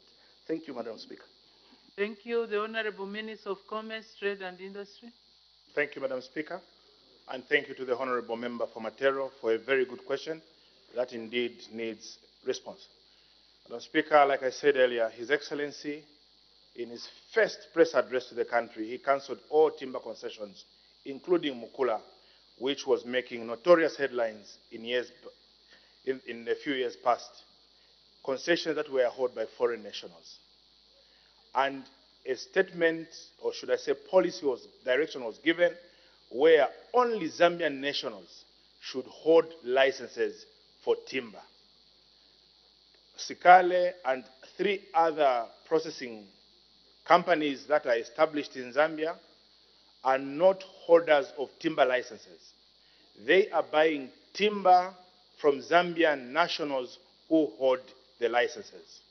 Madam Speaker and honorable members, in an event that the licenses are held by foreign nationals, please inform government so that we can take the right measures in curbing this. Deliberately, the government of Zambia gave the timber licenses to the Zambian people so that we can stop the illicit movement and Zambians can get the full benefit of mukula, rosewood, and other timber resources that we have in our country. So as Ministry of Commerce, what we would love to ask and implore ourselves as members of parliament and the public out there, not to sell our licenses, but to go in partnerships and joint ventures with investors like Sikale and others who need our wood for value addition. I submit, Madam Speaker. Thank you. The Honourable Member Honorable members, please, if you want to chat, you can go outside. It's very easy. Honorable member for Chama South. Thank you, Madam Speaker. Honorable Minister, this timber value addition is a long-awaited program. I ask this, Madam Speaker, because in Chama, the hardwood called Mukwa is almost depleted. Now they've gone for Mopani, which is the bedrock for our animal habitat. Now the question that I ask you, the people exploiting these are foreigners, Tanzanians. They're the ones cutting. Have you put measures in place to protect and preserve this resource so that Zambians can do value addition to it? Otherwise, we'll be talking, Madam Speaker, that we want to do value addition and the material is shipped outside the country. What measures have you put in place to protect it and ensure that Zambians do the value addition that you have said you have plans? I submit, Madam Speaker. The Honorable Minister of Commerce, Trade and Industry. Thank you, Madam Speaker, and thank you to the lawmaker that has posed a very important question. Madam Speaker, if you observe what was happening 2 years back, the timber industry was one of the most notorious sectors that we had in this country, and primarily because it was dominated by foreign nationals who were illicitly taking it out of the country in its raw form at the expense of the Zambian people. Since inception or assumption of New Dawn government into leadership, the President has stopped the issuance of licenses to foreign nationals. I say it for the third time, that now it is being given only to Zambian nationals. If foreign nationals, like has been identified by my colleague from a named country, are cutting and exploiting the timber, Honorable Member, you have the right, you're also part of government, to raise a red flag to say government policy is not being adhered to. Let us arrest this situation and leave this lucrative sector as a preserve to the locals. So it is incumbent on yourself, myself, and everyone to make sure that we make policy pronouncement of leaving the sector primarily or only to the Zambian public is a reality. So, Madam Speaker, I submit. The last question will be from the Honorable Member for Lukasha. Thank you very much, Madam Speaker, for the opportunity. Honorable Minister, mine is just to find out, is Northern Province one of the provinces which have been identified for these opportunities? And if so, which district exactly is it in? Thank you, Honorable Speaker. Thank you. The Honorable Minister of Commerce, Trade and Industry.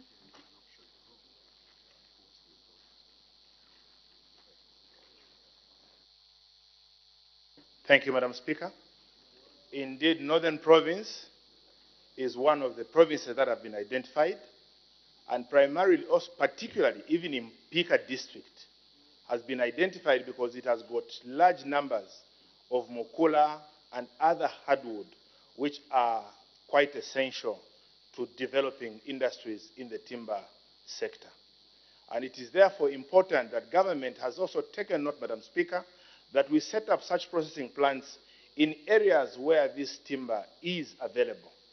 And part of the deliberate reasons or moves that government had done to give value addition to it is through the same CDF that we have, where we said desks, doors, door frames, and other wood trusses will be supplied by the local people.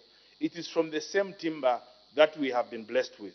It is a way of starting industrialization and entrepreneurship by the Zambian people.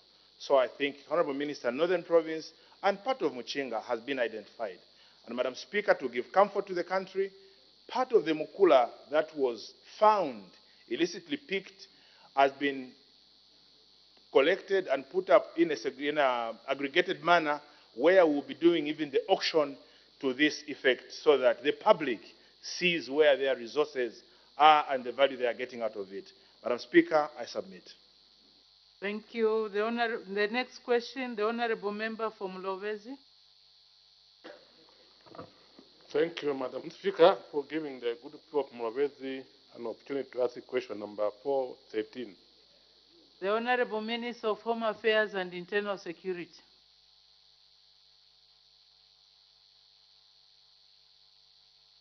Thank you, Madam Speaker. Madam Speaker, I seek your indulgence to allow me to congratulate my colleagues who belong to the opposition for having ended the Palais fasting.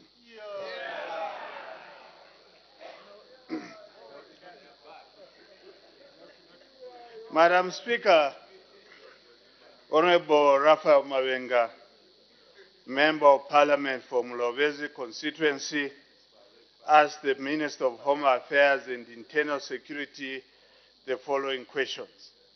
A, whether the government has plans to construct a correctional facility in Mulobezi. B, if so, when the plans will be implemented. C, if there are no plans, such plans, why? Madam Speaker, in responding to the questions asked by the Honourable Member of Parliament, I wish to inform the House as follows. A, the government has plans to construct a correctional facility with a holding capacity of 480 inmates in Mulobezi district at an appropriate cost of 20,942,036 kwacha. B, the plans to construct a correctional facility in Mulobezi district will be implemented when funds are made available. And D, the government has plans. Thank you. Supplementary questions, Honorable Member from Mulobezi. Thank you very much, Madam Speaker, and thank you very much, Honorable Minister, for the good answers. However, those houses attached, do we have houses attached to those plans, plus transport? Thank you. Thank you. The Honorable Minister of Home Affairs and Internal Security.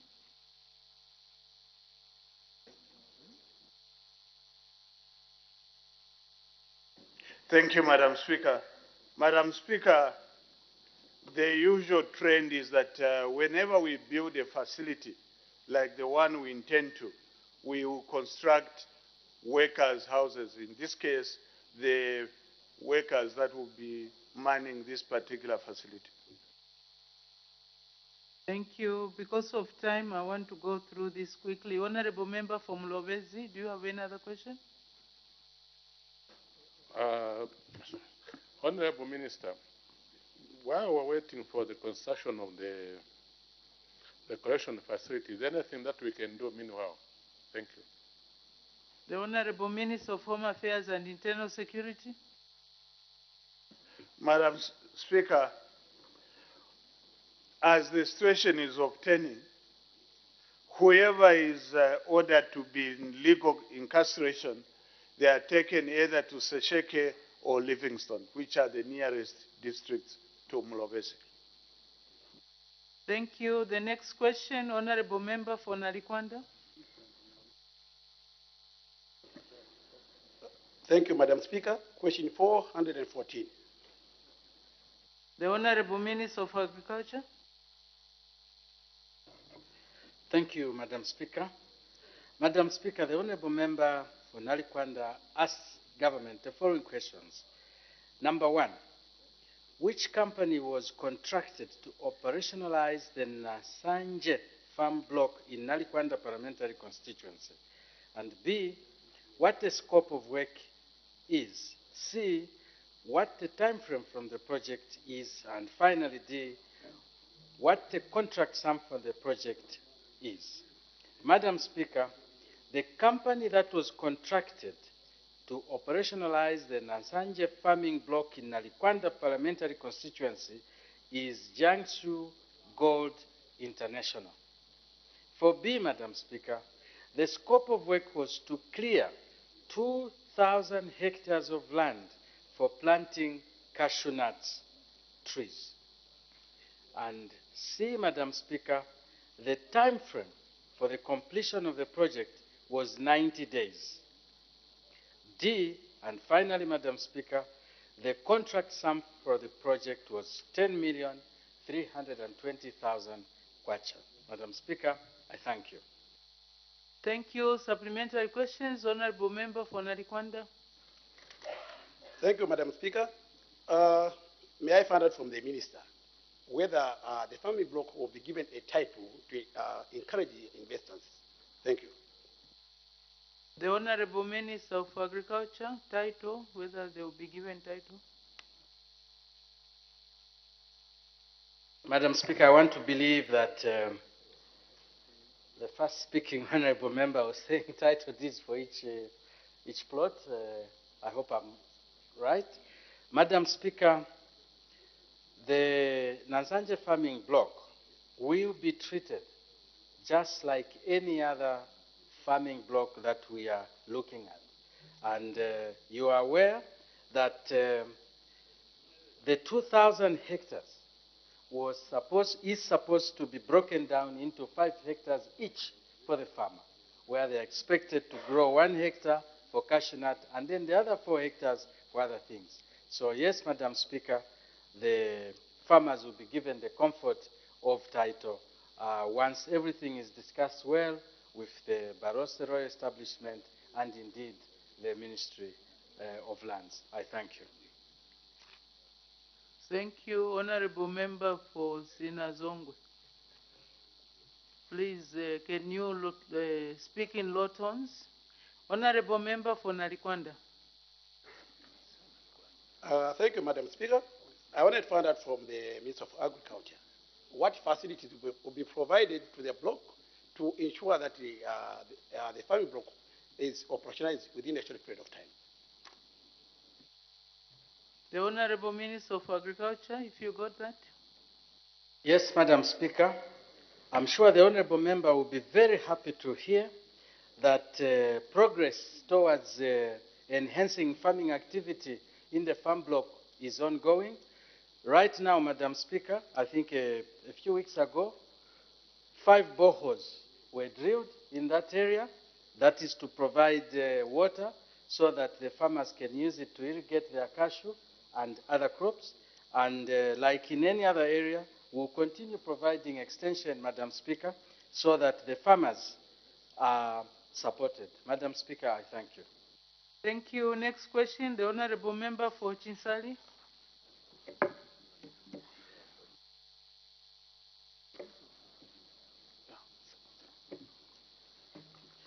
Thank you, Madam Speaker. Question number 415. The Honorable Minister of Commerce, Trade and Industry.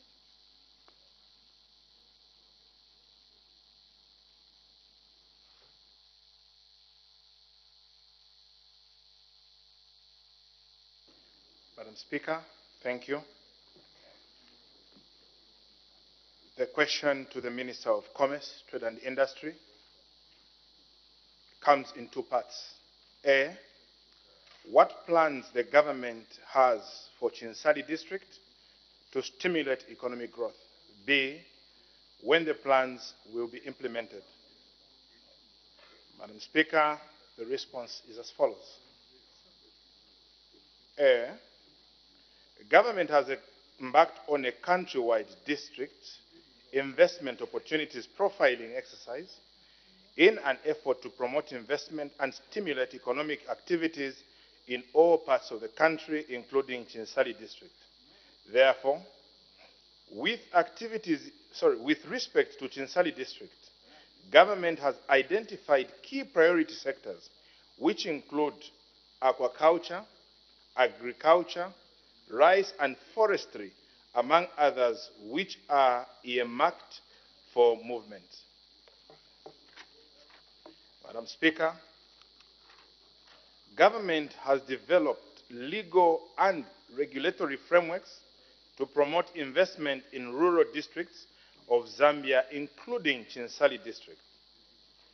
Currently, the Zambia Development Agency, ZDA, Act number 11 of the year 2006 provides fiscal incentives such as zero-rate import duties for importation of capital equipment for rural-based investment.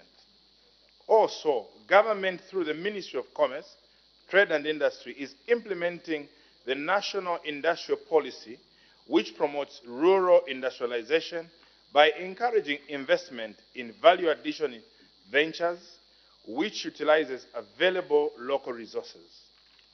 Further, government has also embarked on a number of other investment activities, such as expos and trade fairs, to showcase the investment potential within the country. In this regard, the ministry intends to host an expo in collaboration with the provincial leadership in Muchinga province next in October, in this year 2023 October, especially in Chinsali district, being the provincial headquarters, in order to showcase the trade and investment profile for the province. B, government is already implementing plans to stimulate economic activities in the whole Zambia and Chinsali district is included.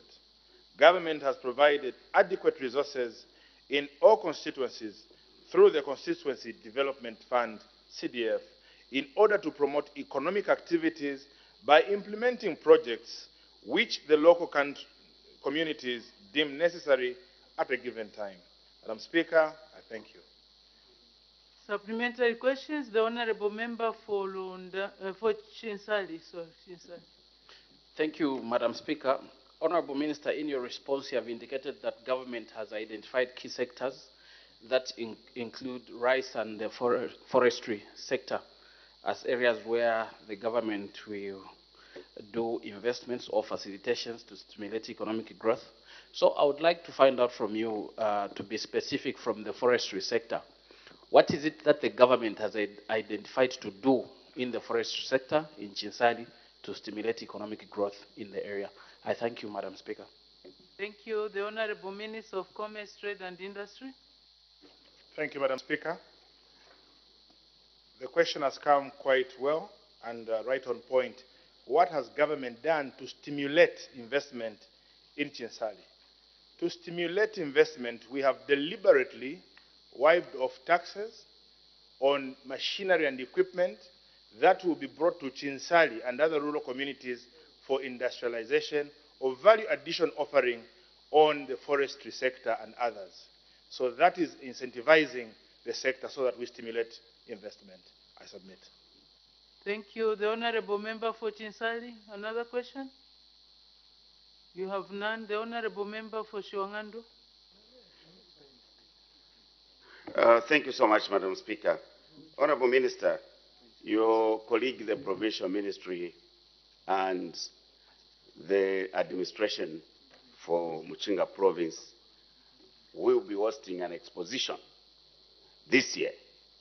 And listening from you, we can assume that you have done a lot of groundwork in terms of identifying which potential investors are going to come into those sectors we have highlighted in your response. How much collaboration is going on between your ministry and the provincial administration?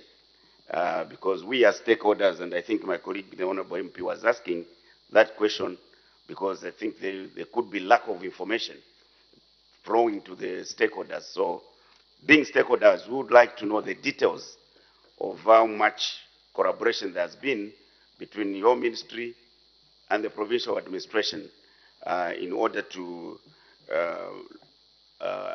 identify the potential investors to go in those sectors that you have highlighted in your response. I submit, Madam Speaker. Thank you. The Honorable Minister of Commerce, Trade and Industry. Thank you, Madam Speaker, and thank you to the Honorable Member for that awakening question. Collaboration between my ministry and that of the provincial administration has continued, and we've enhanced it. We've been holding these meetings from my office. We've facilitated meetings between the provincial leadership and Zambia Development Agency. But to justify why I said an awakening question, I think we should also incorporate members of parliament in the constituencies that are held in the province so that nobody is left behind, and we draw lessons and share ideas on how best we can make this expo. Madam Speaker, I submit. Thank you, Honourable Member. Thank you. The last question, Honourable Member for Chinsali. Thank you, Madam Speaker. Honourable Minister, thank you for your responses, and I do appreciate what you said regarding what the government is doing in terms of policy, where there are some incentives that are given to people that might want to buy equipment that they can use in, for example, the forestry and agriculture sectors. Now, it is possible that an incentive can be there, but the private sector may not be interested in investing in that field. So is your ministry considering to measures to talk to IDC or Zafico so that they can be advised or encouraged to invest in a place like Chinsali, where maybe other private investors may not be interested in investing? I thank you, Madam Speaker. Thank you. The Honourable Minister of Commerce, Trade and Industry. Thank you, Madam Speaker, and thank you to the Honourable Member. Madam Speaker, allow me to make it blatantly clear. The government has not put an embargo or restricted investment from statutory agencies. But what we are trying to do, Madam Speaker, is emphasize on the need of the private sector to come on board and be a part of the value chain in the economic recovery and development of our country. Madam Speaker, the New Dawn government of the UPND has realized that we had very little local entrepreneurs participating in the economic activities. It is for this cause, Madam Speaker, that we are encouraging, number one, the local investors and local entrepreneurs whom the members of parliament in respective constituencies should encourage to be a part of what we are doing. And to give them comfort, Madam Speaker, it may be new to see a government encouraging the private sector, but a number of them have expressed interest to participate in this. What was lacking is access to capital, which was so expensive, by the locals to access this investment. It is for this reason that government has deliberately provided incentives so that the locals can participate in such a sector. I submit, Madam Speaker. Thank you. Presentation of government bills. The Honourable Minister of Commerce and Trade and Industry.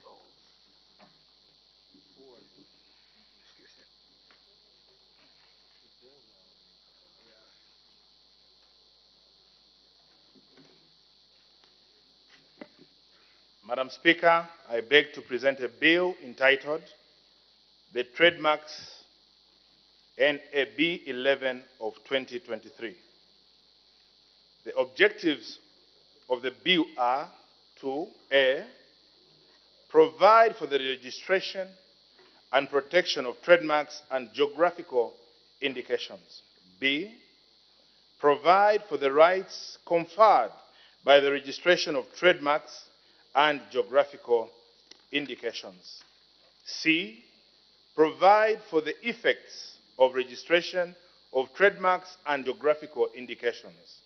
D, provide for civil and criminal enforcement for infringement. Sorry, Honourable Minister, we've gone one step further. It should be the Competition and Consumer Protection Amendment.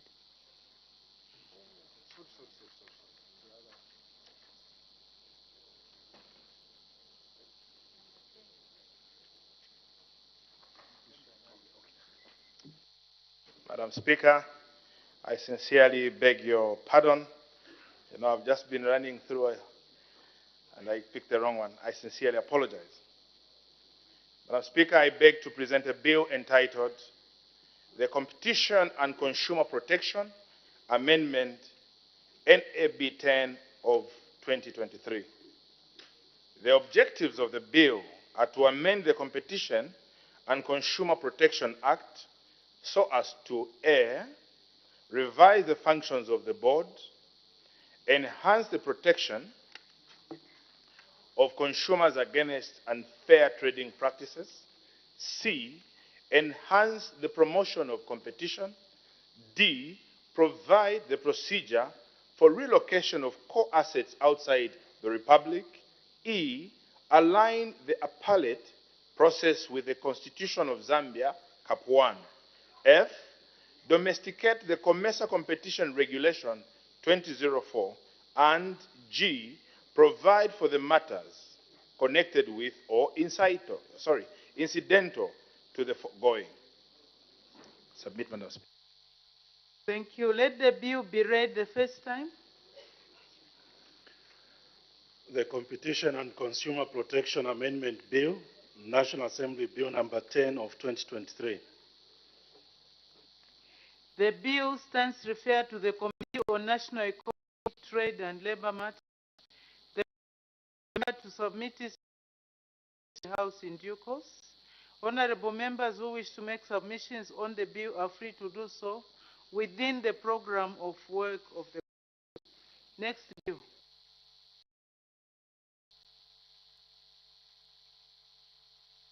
The Honorable Minister of Trade and Industry.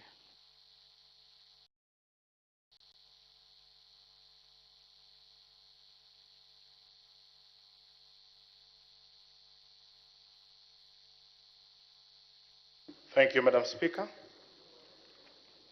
Madam Speaker, I beg to present a bill entitled the Trademarks NAB 11 of 2023. The objectives of the bill are to A, provide and geographical indications. B, provide for the rights conferred by the registration of trademarks and geographical indications. C, provide for the effects of registration of trademarks and geographical indications. D, provide for civil and criminal enforcement for infringement of registered trademarks and geographical indications. E, domesticate the Madrid Protocol relating to the international registration of marks, the Paris Convention for the Protection of Industrial Property, and the World Trade Organization Agreement on trade-related aspects of intellectual property rights. F, repeal and replace the Trademarks Act 1958. And G, provide for matters connected with or incidental to the foregoing. Madam Speaker, I submit. Thank you. Let the bill be read the first time. The Trademarks Bill, National Assembly Bill number 11 of 2023. The bill stands referred to the Committee on National Economy, Trade and Labor Matters. The committee is required to submit its report on the bill to the House in due course. Honorable members who wish to make submissions on the bill are free to do so within the program of work of the committee. Next bill.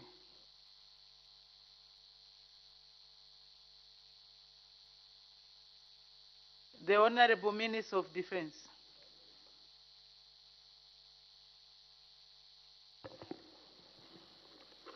Thank you very much, Madam Speaker. Madam Speaker, I beg to present a bill entitled the Defense Amendment Bill, National Assembly Bill number 12 of 2023.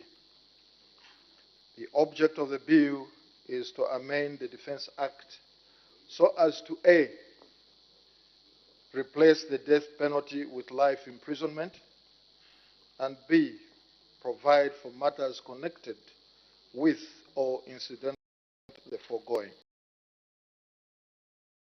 Thank you. Let the bill be read the first. The Defense Amendment Bill, National Assembly Bill number 12 of 2023. Thank you. The bill stands referred to the Committee on National Security and Foreign Affairs. The committee is required to submit its report on the bill to the House in due course. Honorable members who wish to make submissions on the bill are free to do so within the program of work of the committee. Next bill, the Honorable Minister of Local Government and Rural Development. Thank you, Madam Speaker.